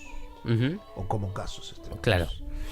Mucho lacrán, ¿no? En la portada. Sí, mucho rojo también. Y Ucrania, bueno, la guerra en una nueva fase, esta guerra interminable. Vamos a hablar de Brasil ahora un ratito, ya que estamos conectando con temática internacional. Tenemos para largo y tendido con Brasil, ¿eh? Así es. Hay mucha información. Sí, yo he leído muchísimo también la semana, aparte es un país fronterizo. Pero bueno, vamos con el tema libre aquí en AM 1420 con vos, que tenía que ver con... ¿Qué fue lo último que hiciste por primera vez? Nos preguntaban acá Candy y Cami y la gente responde a través de @pasoavalores. Por ejemplo, Cari dice, lo último que hice por primera vez fue tener un hijo. Lo mejor que hice en mi vida. Hay muchos mensajes relacionados con la paternidad y la maternidad. No es moco de pavo tener un hijo. No, claro. Y es algo que normalmente uno destaca cuando lo hace por primera vez. Tal vez tenés mala suerte que justo nace en un momento en donde cuando va al secundario tenés a Sol Acuña de ministra de Educación. Y bueno. Mirá que tenés décadas, Hay momentos. Yo creo que claro. No sé, tenés el Renacimiento. Sí. Otros momentos históricos. Ajá. Entre guerras. Guardismo. Entre guerras, Primera, Segunda Guerra Mundial. Pero vos justo acá. A vos justo se te ocurre un pibe que nazca en este momento. Post pandemia. Y que esté en secundario. Y que no ose o tomar un colegio. La saludamos a Cari, Cari, bueno, es lo que hay, ¿qué va a hacer? ¿Está tomando? ¿En este momento? No, Cari está criando a su niño. Es pequeño todavía. Hay más mensajes de la audiencia. Sí, Luis por su lado dice, el otro día me animé a hacer un asado por primera vez y salió 10 puntos. Vamos, Luis. Yo hace muchísimo no hago un asado. Muy difícil. Vamos a mandarle, no sé por qué dije Luis y me acordé de Marcelo, le mandamos un Marcelo ¿A quién? A nuestro guardia de seguridad que Sí, Marcelo no está. Hoy nos abandonó, le mandamos un abrazo. Que eso siempre con la gente. No, porque me acordé de Luis, dijimos Luis y dije Marcelo, le mandamos un abrazo. Yo creo que para hacer un buen asado lo primordial es como lema así estandarte, como tiene por ejemplo la educación en primer plano el gobierno de Horacio Rodríguez Larreta, o sea, en ese lugar como guía, como faro, es la tranquilidad. Ajá. Si vos querés que te salga bien el asado, tenés que estar tranquilo. Claro. Estar y hacerlo tranquilo. Encender el fuego con tiempo. A mí nunca me salió prender el fuego. Porque si no te arrebatás, ¿entendés? Es como, bueno, sí. Me enamoro seguido. ¿Y no será que te arrebata el corazón? Con cierta asiduidad. ¿Que tus sentimientos se mueven como átomos cuando ven otro cuerpo? Hablando de sentimientos. Bueno, o sea, ahí hay cosas para investigar. Si vos vas con una situación totalmente tranquila.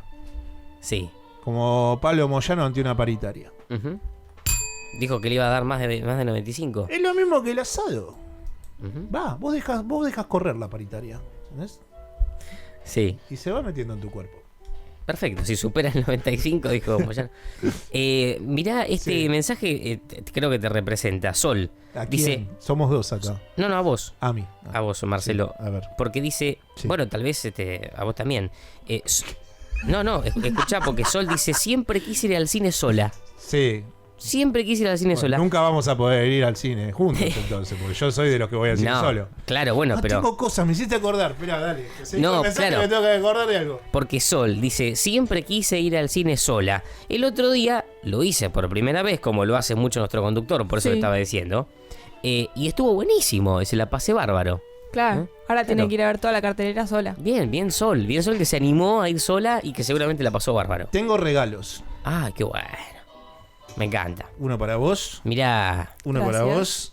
Claro, porque se viene. Y esto, bueno, como vos sos compañero, ¿qué vamos a hacer? Ah, muy bien. Que es la gente de Cinépolis, desde el 29 de septiembre al 5 de octubre, en Recoleta, se está llevando adelante la Semana del Cine Italiano. ¿Qué le regalé a mis compañeros de trabajo? Bueno, la programación y una postal que habla del logo de este festival y de esta Semana del Cine Italiano. Yo voy a ver una peli que se da el miércoles a la tarde, que todavía hay entradas y que le digo a la audiencia que vaya rauda a comprar, que es la película que habla sobre Ennio Morricone. ¡Epa! Que es como... la banda sonora del cine, ¿o no, Charlie? Ennio. Tanta peli haciendo banda sonora. Bueno, se llama Ennio el Maestro y aparte es de un director que te la voy a dire, que es Giuseppe Tornatore. Aquel que analiza y que ve películas de cine italiano en los últimos años. Encuentra en Giuseppe Tornatore, como en Paolo Sorrentino, creo que las dos expresiones tal vez más altas de arte de cine italiano. Alguno podrá decir, bueno, pero no son Fellini ni Pasolini. Pero bueno. Pero voy con un Tornatore por derecha y con un Paolo Sorrentino por izquierda. Paolo Sorrentino es aquel de La Grande Belleza, de la película Juventud. Que, bueno, no me hagan hablar de más del cine italiano porque estamos con mensajes, pero sí, aquellos que quieran disfrutar de películas italianas, desde el 29, ya comenzó el otro día, desde el 29 de septiembre al 5 de octubre, en Cinépolis Recoleta, la Semana del Cine Italiano, y mañana a la noche voy a ver Argentina 1985. Uy, buenísimo. Yo estaba intentando sacar también entradas porque no están todos los cines. Sí. Eso se comentó. Algo importante de la Semana del Cine Italiano, que todas las funciones del festival es la primera función a las 17 horas. No, eso está correcto. Sí, es a las 17. Eso, y la segunda función 19:45 horas. Así es. ¿Sí? Eso es importante corregirlo como fe de Bueno, ratas. ¿hay más mensajes? Sí, por último Hernán nos pone: lo último que hice por primera vez fue bailar en una competencia de ritmos urbanos. Me animé y la pasé muy bien. Vamos, me gusta. Vamos al ritmo urbano, vamos. Porque eso es mucho más osado que ponerle una aceituna verde entre medio de tomate y lechuga. Eso sí que es poner valentía. Sí. Pero yo que jugué, como ritmo urbano, ¿qué bailaría vos, por ejemplo? Breakdance. Ah, bien. Yo jugaba en la primaria a bailar breakdance con mis otros compañeros. Claro. Y movía así los bracitos. Un reggaetón no. Tipo robotito.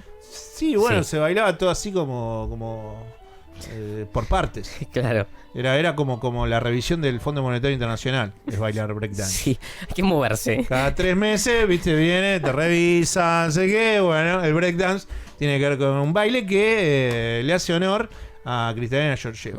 Como es el brazo y es el acuerdo del primer trimestre. Claro. De que ayer Sergio Massa estaba contento. Es una fusión. Cuando se dijo, no, vamos a llegar bien con los números. Con la nueva revisión de este trimestre, bueno, y ahí clavó un pasito de breakdance. Imaginario, ¿no? O sea, yo no me imaginaba a Sergio Massa que estaba haciendo eso. Te cierro para que te imagines lo siguiente. Bien. Nuestro operador dice que lo último que hizo por primera vez es incursionar en jardinería. Y le fue mal. No sé. Incursión en jardinería. Se dio cuenta que no era para él. No, dice que está muy bien. Además tiene un patio, entonces bueno, tiene algún cactus. El operador de este programa tiene todo lo que yo no tengo. Sí.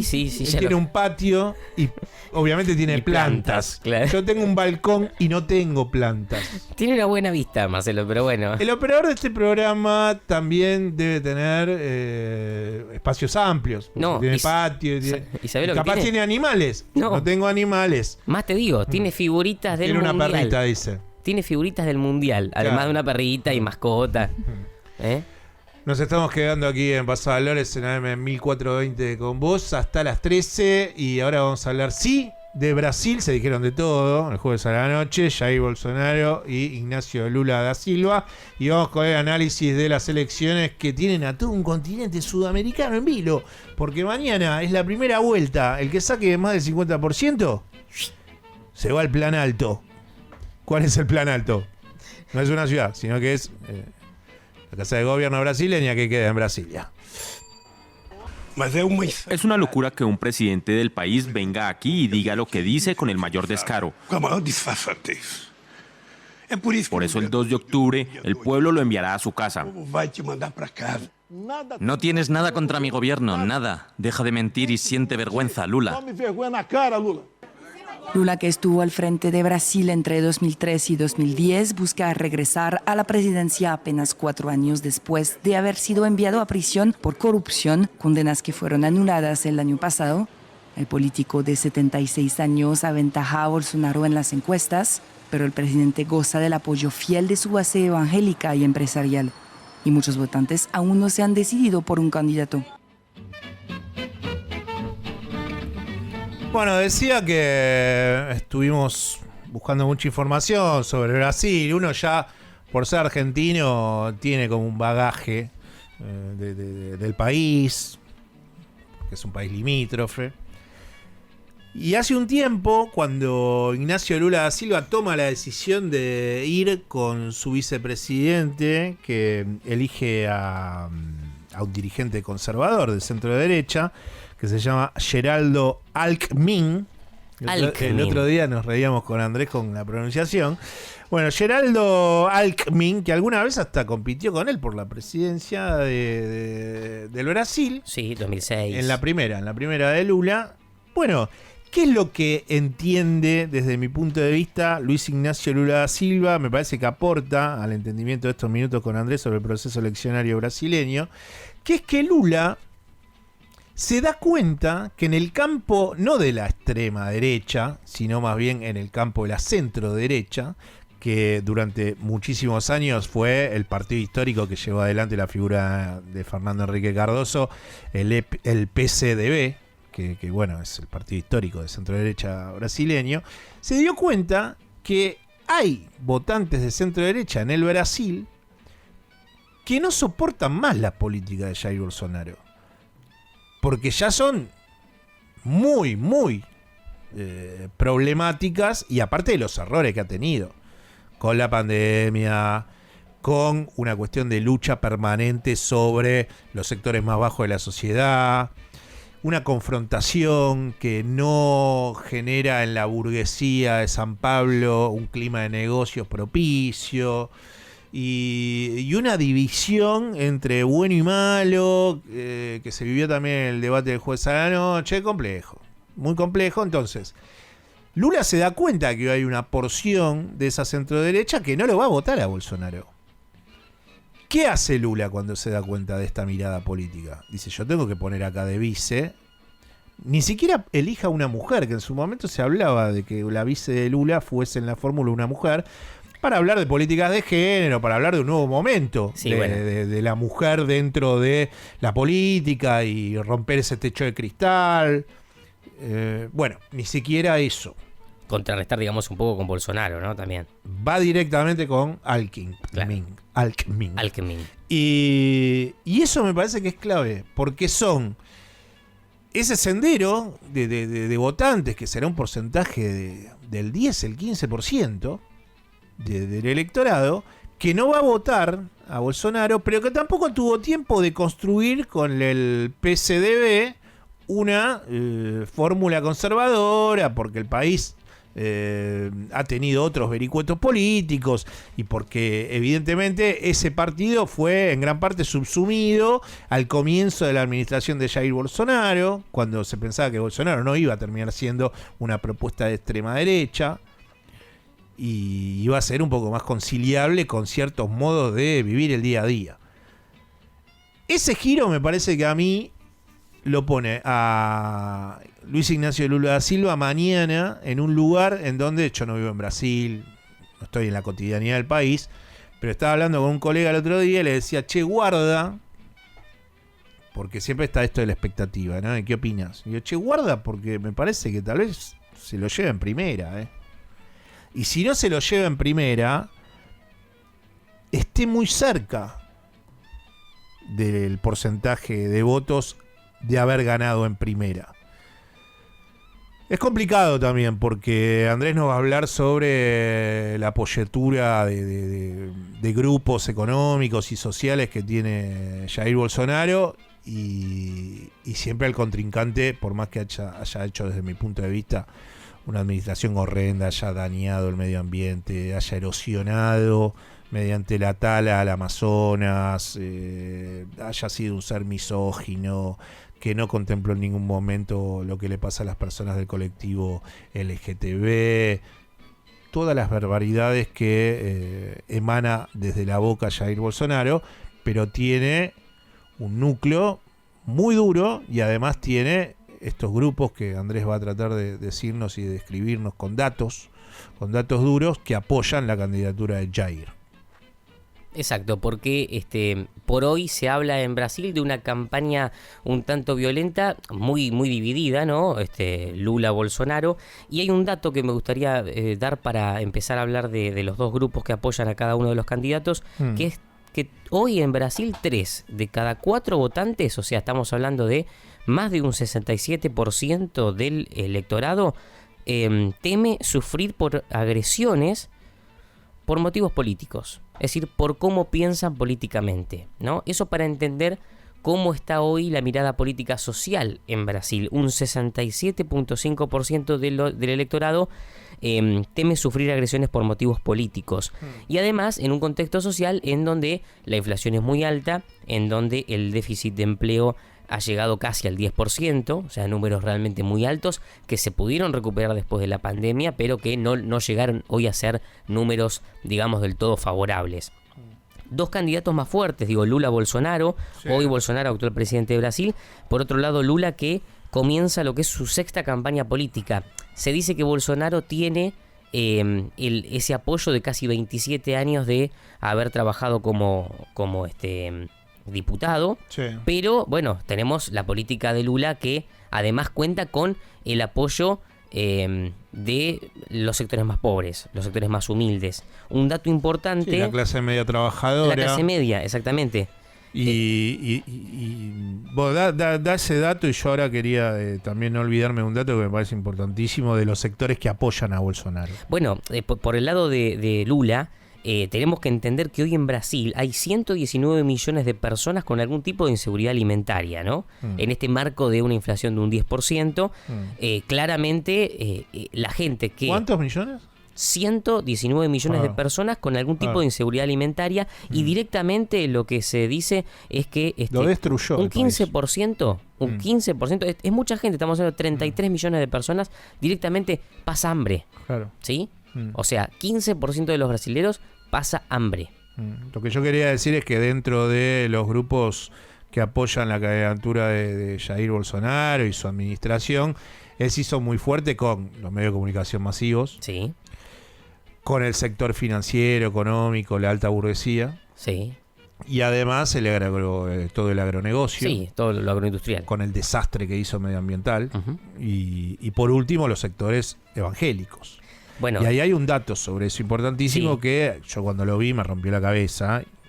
Tiene que ver con que cada año se abren 14.000 templos protestantes en Brasil. Es un dato que lleva a que se abre uno cada hora. Sí. Mientras tanto el Papa Francisco, que tiene muchos fieles en el Brasil, está perdiendo católicos a troche y moche. Vos sabés que los evangélicos que crean 14.000 templos protestantes, imagínate que uno cada hora. Bueno, por otro lado, bueno, esos sectores que porque en la Argentina hay iglesias de esas características, sí, la Iglesia Universal del Reino de Dios, por ejemplo, una de las más conocidas, pero está la Iglesia Pentecostal Dios es Amor, la Iglesia Presbiteriana Fundamentalista, bueno, son todos sectores, Bola de Neve Church, que también es otra que profesa ese tipo de religión. Bueno, todos esos sectores le dicen domingo a domingo que tienen que votar a Bolsonaro y que Lula es el diablo. Y que Lula es malo, y que Lula esto, y que aquello, y yo qué sé. Bueno, entonces ahí, si vos tenés un crecimiento tan importante de esos sectores de la fe, bueno, imagínate si Bolsonaro no tiene chances. Hay, son 156 millones los que votan en Brasil en esta próxima pasada. En 2018 participó casi el 80%, o sea que la participación es bastante alta.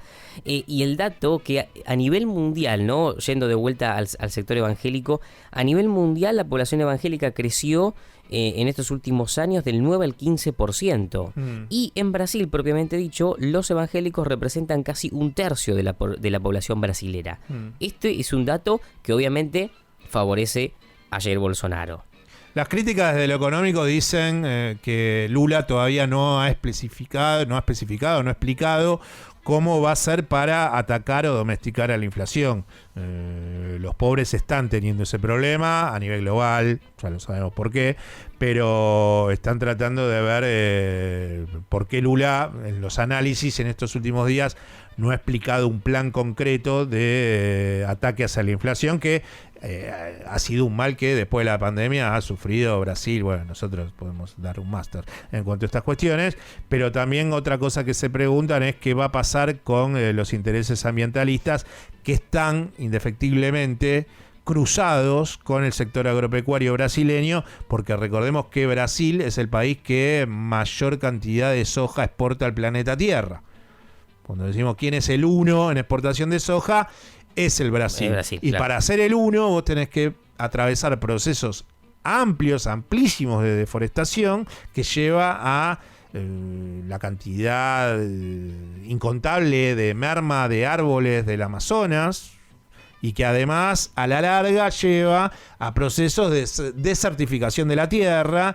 Todos esos sectores le están preguntando también a Luis Ignacio qué va a pasar con sus intereses medioambientales, si van a ser tantos para terminar haciendo que el sector agropecuario pierda el negocio porque los intentan regular. Bueno, en lo que es la parte norte del país, en realidad, para ser más concretos, el nordeste del país, el 60% de intención de voto de esa zona va para Lula, porque es donde se encuentran las poblaciones más... Bueno, él es de ahí. Claro. Es pernambucano. Es de Pernambuco, exactamente. Es un sector en donde él ha ganado normalmente y hoy gana, por supuesto. Y hoy Bolsonaro gana, por ejemplo, si hablamos de estados grandes, en Río Grande do Sul, por ejemplo. Sí, sí. Si hablamos de principales distritos de Brasil, por ejemplo, tenemos que hablar de São Paulo, que representa el 25% del electorado. Sí. Hoy estaría ese estado favoreciendo a Lula. Y por ejemplo, sur que es totalmente en su composición social diferente y mucho más conservador, y menos pobre que el norte, ¿no? Bolsonaro pisa fuerte en el sur. Y hay un dato con respecto al apoyo de Bolsonaro y los sectores que apoyan a Bolsonaro. Fíjate este dato: Bolsonaro tiene un apoyo disparejo entre hombres y mujeres. ¿Por qué? Porque un 25% apoya en lo que es mujeres, o un 25% de las mujeres apoya a Bolsonaro, y un 47% de hombres apoyan a Bolsonaro. Claramente el porcentaje de hombres es mayor al de mujeres, y esto tiene que ver con que, por ejemplo, en su gobierno haya tenido, creo que una sola ministra, me parece que hubo mujer en el partido, en el gobierno de Bolsonaro. Bueno, claramente la política de género, esto como nombramos hace un rato, Bolsonaro lo ha dejado de lado durante mucho tiempo y hoy se muestra con su mujer como para poder en la campaña ganar algún voto más. Sí, sí, sí.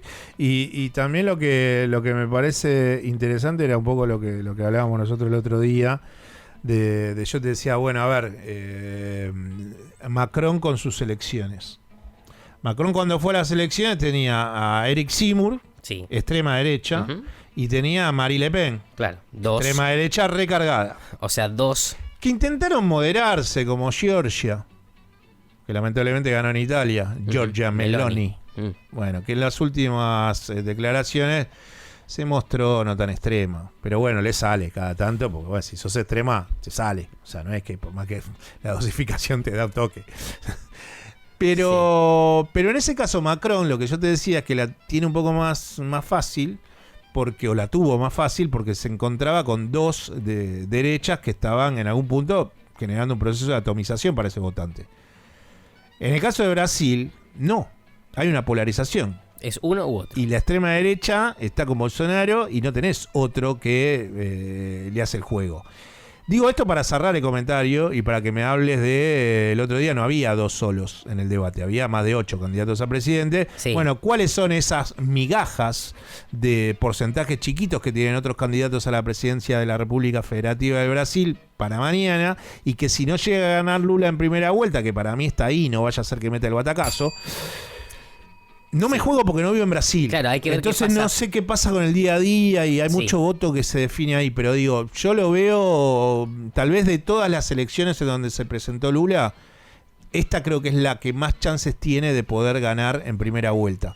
No creo que haya pasado lo mismo en otras posibilidades, otros actos eleccionarios que Lula se presentó. Pero decime cuáles son los otros candidatos que tienen ese poroteo que va a ser fundamental para si hay un proceso de segunda vuelta. El total son 12 los candidatos que se presentan.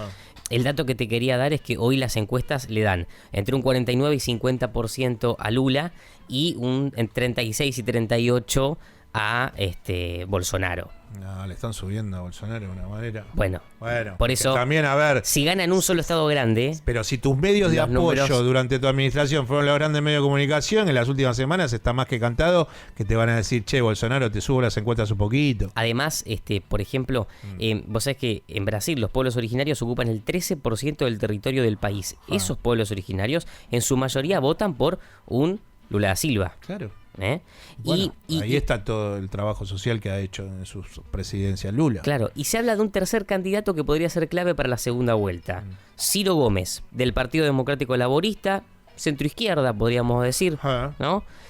Un socialdemócrata que en 2018 sacó algo así como 12 puntos. Hoy no se le da más de 7 puntos, no llegaría a los 10 puntos que podrían ser claves para una segunda vuelta. Ciro Gómez en una segunda vuelta le va a decir, che, apoyen a Lula o directamente los votantes. Centroizquierda, por eso es importante, ¿no? O sea, por eso se habla de esta victoria inminente en primera o en segunda vuelta.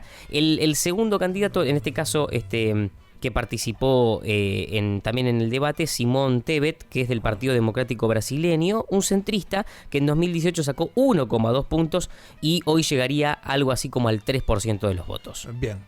Bueno, nosotros estamos aquí haciendo Paso a Valores por AM 1420 con vos y recordale a la audiencia cuál es el tema libre, porque quedan algunos minutos de programa y en esos minutitos que quedan de programa podemos recibir los últimos mensajes. Mira, podés enviarnos el tema libre, que es qué fue lo último que hiciste por primera vez, lo que te preguntamos, como lo hace acá, por ejemplo, Nacho, que dice: empecé a comer sin sal en el día a día por una cuestión de salud. Al principio me costó, pero ya estoy acostumbrado.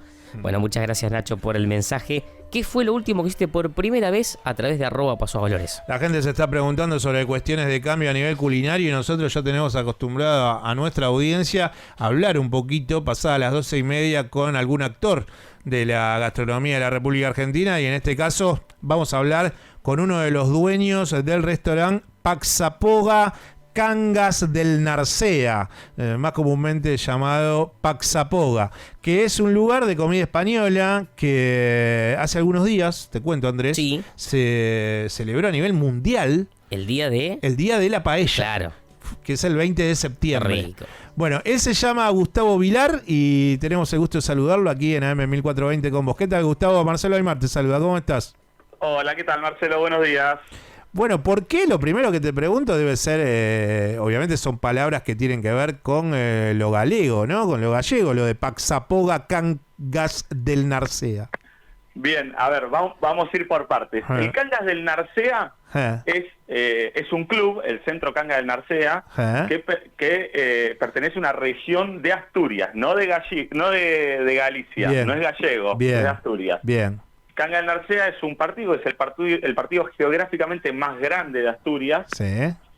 Y de ahí es, entre otros socios que pertenecen al club, mi abuelo. Bien. Era mi abuelo, ¿no? Hoy ya no está mi abuelo. Bien. Paxapoga es el restaurante que funda mi abuelo en el 78 en Pinamar. Y yo soy actualmente tercera generación de Paxapoga. Estamos en Cariló y ahora estamos dentro del Centro Cangas del Narcea. ¿Y Paxapoga es una palabra de esa región de España o es algo que se les ocurrió? Mirá, en realidad había un restaurante que se llamaba Pasapoga con S, una taberna, en la que frecuentaba mi abuelo y mi abuela. Sí. Cuando vinieron acá, pusieron ese mismo nombre, pero cambiando la S por la X, porque la X es una palabra, es una letra que se usa mucho en el bable asturiano. Es como el lunfardo nuestro, digamos. Sí. Entonces le hicieron ese cambio nada más de ponerle la X, que le sonaba más lindo fonéticamente, que en realidad sería Pasapoga. Claro, yo ahí por eso me confundí con lo galego, porque hay palabras que son galegas que tienen la X, la utilización de la X. Claro. Bueno, los vascos también, claro, ahí en general se usa bastante. Bueno, Asturias también está en el norte de España. Bueno, lo que quería preguntarte es, bueno, con esto del Día Mundial de la Paella, el 20 de septiembre, y que nos motivó a hacer la búsqueda y poder entrevistarte, el arroz de cualquier tipo de paella, ¿tiene que ser más durito que el arroz del risotto? Es otro arroz. El arroz del risotto es arroz carnaroli y el arroz de la paella es arroz tipo bomba. En todas las paellas. A ver, hay muchas variantes de arroces y depende de las regiones, se usa distinto arroz. Porque, por ejemplo, yo ahora tengo un arroz bomba, tipo bomba de Murcia, que es un arroz que no lo tenemos en Argentina, pero en arroz tenemos otros tipos de arroz que son buenos para la paella. Nosotros, arroz de Argentina, usamos uno que es doble Carolina Fortuna, por ejemplo, que se usa también en el sushi. Ah, mira. Lo que hay que evitar en las paellas, ahí te doy un tip de cocina, el parboil y esos arroces que no se pasan, porque esos no absorben el sabor, son más como plásticos. Claro. No te quedan tan sabrosos. Sí. Y ustedes, bueno, tienen... ¿cuántos comensales van a comer a Pasapoga? Y actualmente tenemos capacidad en el restaurante de 100 personas más o menos. Y tenemos en el club, en el salón de arriba, hay un salón de eventos donde hacemos la cena show de flamenco los sábados. Y ahí entran otras 80, 90 personas. Bien. Esto queda, le decimos a la audiencia, en la calle Beruti, 4643, acá en el barrio de Palermo. Y bueno, como decías vos, además hay otros Pasapoga en Pinamar y en Cariló. Andrés, mi compañero de trabajo, te quería hacer una pregunta que estuvimos un poco craneando cuando entramos a la radio de la mañana y sabíamos que te íbamos a entrevistar, porque vos trabajás con pescados, es clave en la comida española, tanto en la paella como en otros platos. Y Andrés, te quería hacer una referencia sobre cuál es el cuidado de eso. Claro, Gustavo, ¿cómo estás? Buen día. Te quería preguntar cómo se realiza la cadena de producción de los platos que podemos comer en Pasapoga. O sea, es decir, ¿cómo se trabaja lo que es la materia prima? Sabemos que la mayoría de los platos están ligados a los mariscos, a los pescados, digamos, ¿cómo son elementos complejos desde lo que es la cadena de frío y el transporte? ¿Cómo se realiza la cadena de producción de esos platos? Mirá, nosotros trabajamos con un pescadero de Mar del Plata, que trabajamos toda la vida en los locales de Pinamar, y ahora es el que también me abastece acá en Palermo. Ellos pescan en el barco y congelan directamente en el barco. O sea, nosotros no usamos lo que se conoce como pesca del día, porque la pesca del día la tenés que tener muy controlada en todo el proceso, en el viaje. Entonces, la realidad es que hoy en cualquier pescadería de capital, incluso en Pinamar, te diría también Mar del Plata, salvo que vos vayas al puerto, si no en todas las pescaderías ya te venden el pescado congelado, porque se congela en el barco directamente. Sí, claro. Y después tenés lo que es importado, que por supuesto también viene congelado. Nosotros trabajamos el pulpo español, los mejillones vienen de Chile, me parece, depende, bueno, los productos de distintos lugares, pero todo viene congelado. O sea, ¿sabes qué te quería preguntar, Gustavo? Porque el restaurante está en un funcionamiento de un club, que es un club asturiano, hay shows, y me imagino, no sé, si me podés describir, me imagino que debe ir, obviamente, gente que no nació en España, que es argentina, pero también debe haber como mucho español, y si me podés comentar si ha pasado algún hecho de añoranza, de melancolía, de recuerdo, de emoción me imagino que habrás vivido noches en donde gente dice, me hiciste estar en España un rato. Y eso es como... en la cotidianidad puede ser como, bueno, sí, yo sé que apunto a este lugar, pero tenés una bolsa repleta de emociones de comensales que van a comer a Pax Zapoga. Sí, a ver, nosotros intentamos hacer eso. Yo soy nieto de asturiano, como te decía, y me gusta un poquito fomentar la cultura en la gente que por ahí no tuvo la posibilidad de conocer a su abuelo, o por ahí sus padres ya nacieron en Argentina. Y yo tuve mucho esa cultura porque mi abuelo era muy contador de historias, siempre me encantó la historia de Asturias, la cultura asturiana. Entonces apuntamos a eso, a gente que trate que pueda venir y conocer la comida, el deporte. Nosotros en el club tenemos la cancha de bolos celtas, que es el deporte asturiano. Se hace torneo, hay 4 canchas, hay 4 clubes en Argentina que juegan, hacen intercambios con Uruguay, porque ahí está en el centro asturiano de Uruguay, también tiene cancha. Y a su vez tenemos también un salón de socios, donde van los socios a jugar a las cartas, a tomar el té, a tomar café. Y bueno, eso da un poquito de esta vida. A nosotros nos ayudó mucho con algunas comidas incluso, porque las comidas bien autóctonas, no es lo mismo tener una receta de una de estas personas que la han hecho, que la hacían allá. Entonces eso nos ayuda también un poquito a trasladar, porque no es solo comida española, sino que es comida española hecha con recetas de asturianas y asturianos que vinieron de allá. ¿Sabés que para cerrar la entrevista me hiciste acordar? Hace algunos años yo anduve de viaje por Compostela, un poco por esos lugares, ¿no? Y era invierno, ¿viste? Y quería ir a los acantilados que tiene la costa asturiana, que también la costa galega también tiene acantilados muy interesantes. Bueno, a mí me gusta esa situación por otros acantilados que he recorrido. Y hay me dijo, voy a la Secretaría de Turismo, ¿no? Y el trabajador me dice, tenés que ir a un lugar de unos acantilados que el pueblo se llama Cariño. Y le digo, bueno, pero estoy viajando solo. Le hice un par de chistes, idiota. Y me dice, y lo entendió. Y me dice, bueno, pero si querés ir a los acantilados de Cariño, yo te digo que a esta altura del año busques otros abrazos. Porque me dice, hay ola de casi 10 metros. Lo que quería decirte es, bueno, también hay gente muy sufrida, ¿no? Con esto, ¿no? De Asturias, al tener un clima en invierno, los inviernos son muy duros, ¿no? En Asturias. En los inviernos nieva, tienen unos paisajes hermosos, porque la montaña de ellos, o sea, Asturias está en montañas, está rodeado de montañas, pero es una montaña verde, no es como las montañas nuestras que son más secas, más desérticas. Es una montaña muy verde durante el año, y en invierno es un paisaje totalmente blanco, porque es todo nevado. Hermosísimo. Bueno, Gustavo, la gente que quiera ir a comer a Pax Zapoga, ¿cómo hace? Bien, en paxzapoga.com pueden hacer reservas, pueden ver el menú, pueden ver los días que hay show, ahí tenemos toda la información. Y bueno, estamos en Palermo todos los días. Perfecto. ¿Ustedes abren al mediodía y a la noche? Sí, mediodía y noche. Bien, perfecto. Bueno, te mando un abrazo, Gustavo. Capaz en algún momento nos caemos por ahí, armamos de ir a visitarte y gracias por estos minutos. Buen fin de semana. Sigan haciendo platos ricos.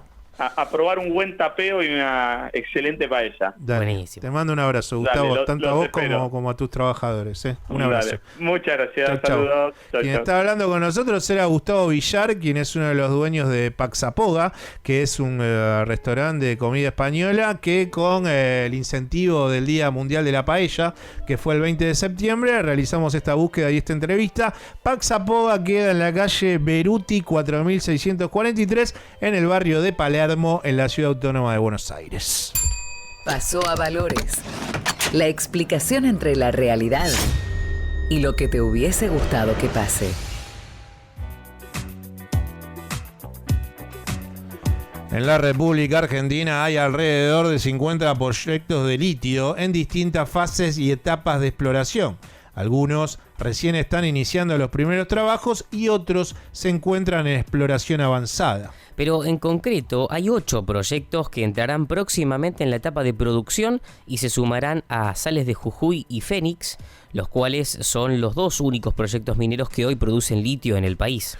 Con estos 8 desarrollos que están en carpeta para iniciar la operación comercial, nuestro país en los próximos años podría expandir su producción de litio, un mineral que es altamente demandado en el mundo por su importancia en la fabricación de baterías y en la producción de vehículos eléctricos. Según información de la Secretaría de Energía y de las provincias de Jujuy, Salta y Catamarca, en 2023 o a más tardar en 2024 podrían iniciar la producción comercial al menos 3 de los 8 desarrollos en marcha.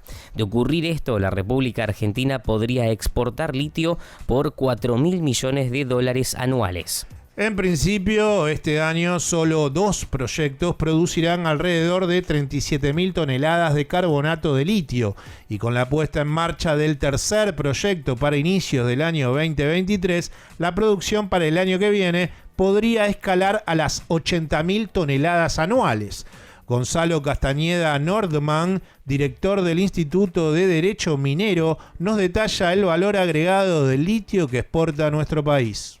Puede volver en baterías, puede volver en las baterías en los celulares, de diferentes maneras, como cualquier recurso, ¿no? Convengamos que cualquier cosa que tengamos en nuestras manos y todo lo que nos rodea viene de la minería de alguna manera. De hecho, yo siempre recuerdo unas palabras del doctor Alonso, que es un reconocido geólogo en Argentina, que él dice que los minerales están debajo de la tierra, pero todo lo que está por arriba de la tierra viene de la minería. Entonces, y la minería no reconoce muchas veces distancias y fronteras, porque los minerales viajan por distintos lados para producirse productos en diferentes lugares del mundo y después vuelven como productos finales.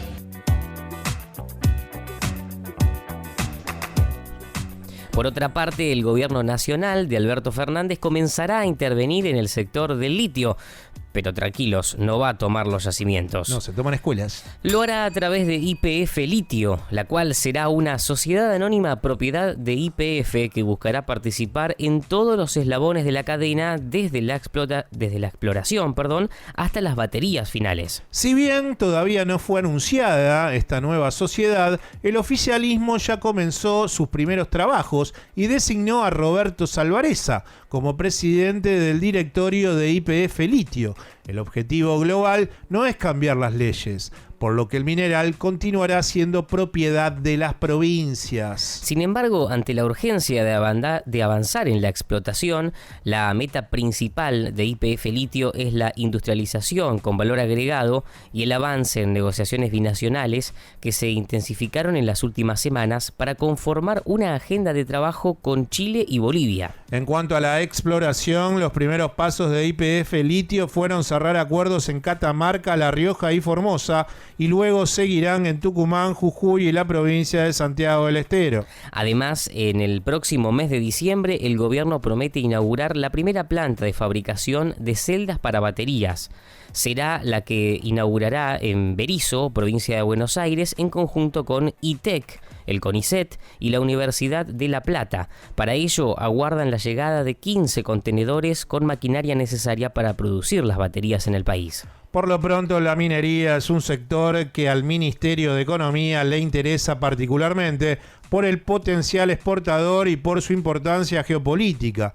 La idea del gobierno nacional es llegar a un consenso con el sector privado como se logró con Vaca Muerta, es decir, apoyo, regulaciones e incentivos del Estado para que las empresas inviertan y aporten. Aún con los problemas locales, el potencial del país es tan grande que todos quieren explorar el suelo argentino y sobre todo nuestro litio.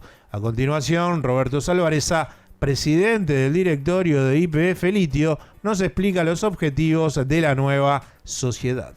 Básicamente, la estrategia que yo creo que hoy en día se está desarrollando desde el punto de vista de Argentina es que participe una empresa como YPF en este escenario, ¿no? Sí. Uno podría discutir otras formas legales, cambiar algunas leyes o bien modificar el código minero, pero básicamente hoy, que es hoy, el litio es hoy, no es mañana, ¿no? El hidrógeno es mañana, el litio es hoy. Eso implica que una empresa como YPF se posiciona y va a hacer lo mismo que hace con el gas y el petróleo. Pasó a Valores, los sábados de 11 a 13 en AM 1420.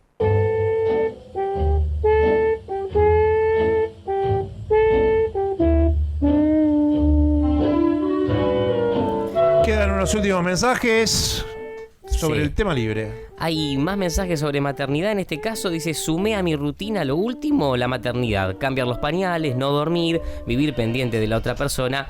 Vida de madre, básicamente, Claro. dice Lucía. Y Caro dice, lo último que hice por primera vez fue hacer trámites bancarios. Una experiencia aburridísima. ¿Te acordás cuando había que sacar turno? Mamá. Sí. El otro día fui al banco. Es complicado ir al banco, ¿eh? Hay que estar muy bien de ánimo. Sí. Con actitud, tiempo. Bien. Deporte con Martín Chovos Carol. ¿Está el segundo de la Argentina? ¡Sí! Si tu equipo hace un gol y tenés una hamburguesa en la mano, la mayonesa pasó a Valores. Johan Arf Bengtsson. Qué bien pronunciaste. Es el creador del litio, químico sueco, que podría tranquilamente jugar también en el Malmo. Sí, equipazo. Y hoy traigo nombres difíciles también, así que a ver Malmo si. de Suecia. A ver si vos lo podés decir. Perdón, ¿cómo terminó el Liverpool y el Brighton? Porque no alcancé a. 3-3, ver la pantalla. partidazo. Bueno, le está pegando el Liverpool, ¿eh? Hace bastante Y que gana, ahora empata, está a mitad de tabla, te diría. pierde, empata. Sí. ¿Cuál es tu historia? Voy a traerte algo de un héroe silencioso. Sí. Porque se disputó la maratón Duhovne. No, porque este es silencioso. Bueno, Duhovne tampoco está Tampoco mucho. sobraban las palabras. Que era tan pragmático y expeditivo. Exacto. Que, bueno, se convirtió en héroe. Acá vamos a hablar de la maratón de Berlín que se disputó esta semana y Eliud Kipchoge, el keniata que hoy tiene el récord mundial. Emoción. ¿Chip qué? Kipchoge. Bien. Kipchoge. Kipchoge. Estamos necesitando chips en el planeta. Sí. Keniata tiene el récord mundial, lo logró con 2 horas 1 minuto 09 segundos. Para que más o menos sepan cómo corre el keniata. Súper, y para que vean un poco cuando se crearon los Juegos Olímpicos. Ese Kipchoge. Sí, que se vienen de Grecia, de los dioses del Olimpo. La leyenda dice que cuando haya un maratonista que baje las 2 horas, ese es un enviado de los dioses. Con lo cual Kipchoge está a 1 minuto 9 segundos de ser un enviado de los dioses. Bien, está bien ahí, ¿eh? Se merece. Puede pasar o no. Pero el héroe silencioso, ¿sabés quién es? ¿Quién? Fue, vamos a decirlo, el nombre es difícil, Klaus Henning Schulke. ¿Quién fue Klaus Henning Schulke? Me suena un alemán. Alemán, maratón de Berlín. El aguatero que en bicicleta lo siguió a Kipchoge alrededor llevándole el agua. Porque obviamente los atletas no pueden llevar agua porque es peso que te. Por más que sea una botellita de agua. Corre bastante rápido el en aguatero. Bicicleta. En bicicleta fue. Sí, pero Kipchoge corre. Kipchoge no. Va corriendo al lado. No, bueno. Pará. Hoy en día ya no. No, pero va a 20 kilómetros por hora, Kipchoge. Sí. Tenés que meterle bicicleta 2 horas a 20 kilómetros por hora. Y es un tipo que tiene 64 años. Por eso quise destacarlo a él como el héroe silencioso que acompañó. ¿Sabes cuántas veces tomó agua? 5. Así que 5 veces tuvo que adelantarlo a Kipchoge y tenerle la botellita de agua. El video es muy gracioso. Y pasa el Kipchoge, agarra la botellita y él lo vuelve a adelantar y se la deja. Habría que hacer un match con Malena Galmarini. Y seguramente. ¿Sabes qué? Hablar de cañerías. Me molesta un poco cuando las personas que corren manotean el agua de la mesa, toman y sacuden la botella al piso. Sí. ¿Por qué hacen eso? Ganar tiempo. Por eso acá, por eso Klaus Henning Schulke te sigue y te la da en la mano. Está bien. Bueno, nos despedimos de este programa con las palabras de una persona que nos va a dejar. Bueno, van a dejar las dos, pero digo, la que se va más lejos es Cande. Exacto. Pero es por un día nada más. Bueno, nosotros vamos a estar un fin de semana sin ti. Son 15 días a lo largo, claro. ¿Tenés algunas palabras para decirnos, para tratar de olvidarte de una manera mucho más sosegada? Vamos a ver si igual vamos a traer algo para el sábado aunque no estemos nosotras. Epa. Sí, ropa sucia. Claro, que... ¿Te vas entonces cuándo? ¿El jueves a la noche? El miércoles. Bien. Miércoles al mediodía. Tenés todo ya, las cámaras, tenés todo. Testimonio, todo. Bueno, bien. Señores, decisión de este programa, Candela Hernández, quien se va a La Rioja. ¿Y vos te vas a? Rafaela. A Rafaela, Camila Salorio, porque sigue su corazón a Riestra y Riestra sigue a su pecho. Vamos, Riestra. En la operación de este programa, Carlos Charlie de la Pipu Rodríguez. Así es. Aquí con nosotros Martín Chovos Carol. Me dijo Charlie, pasemos el chivo, hizo los Martín Fierro de radio y la radio tiene varias nominaciones. Cierto, así sí, hay varias nominaciones. Se pone serio, Andrés. Sí, me pongo en modo locutor. Martín Fierro 20. Te gustaría hacer ese tipo de conducción, ¿no? ¿Sabes cómo te sale? Bueno. Te hago hablar de Brasil. No vamos. Andrés Catalín con nosotros. ¿Quién llega? Llega Sebastián Domenech, equipo, sala de situación.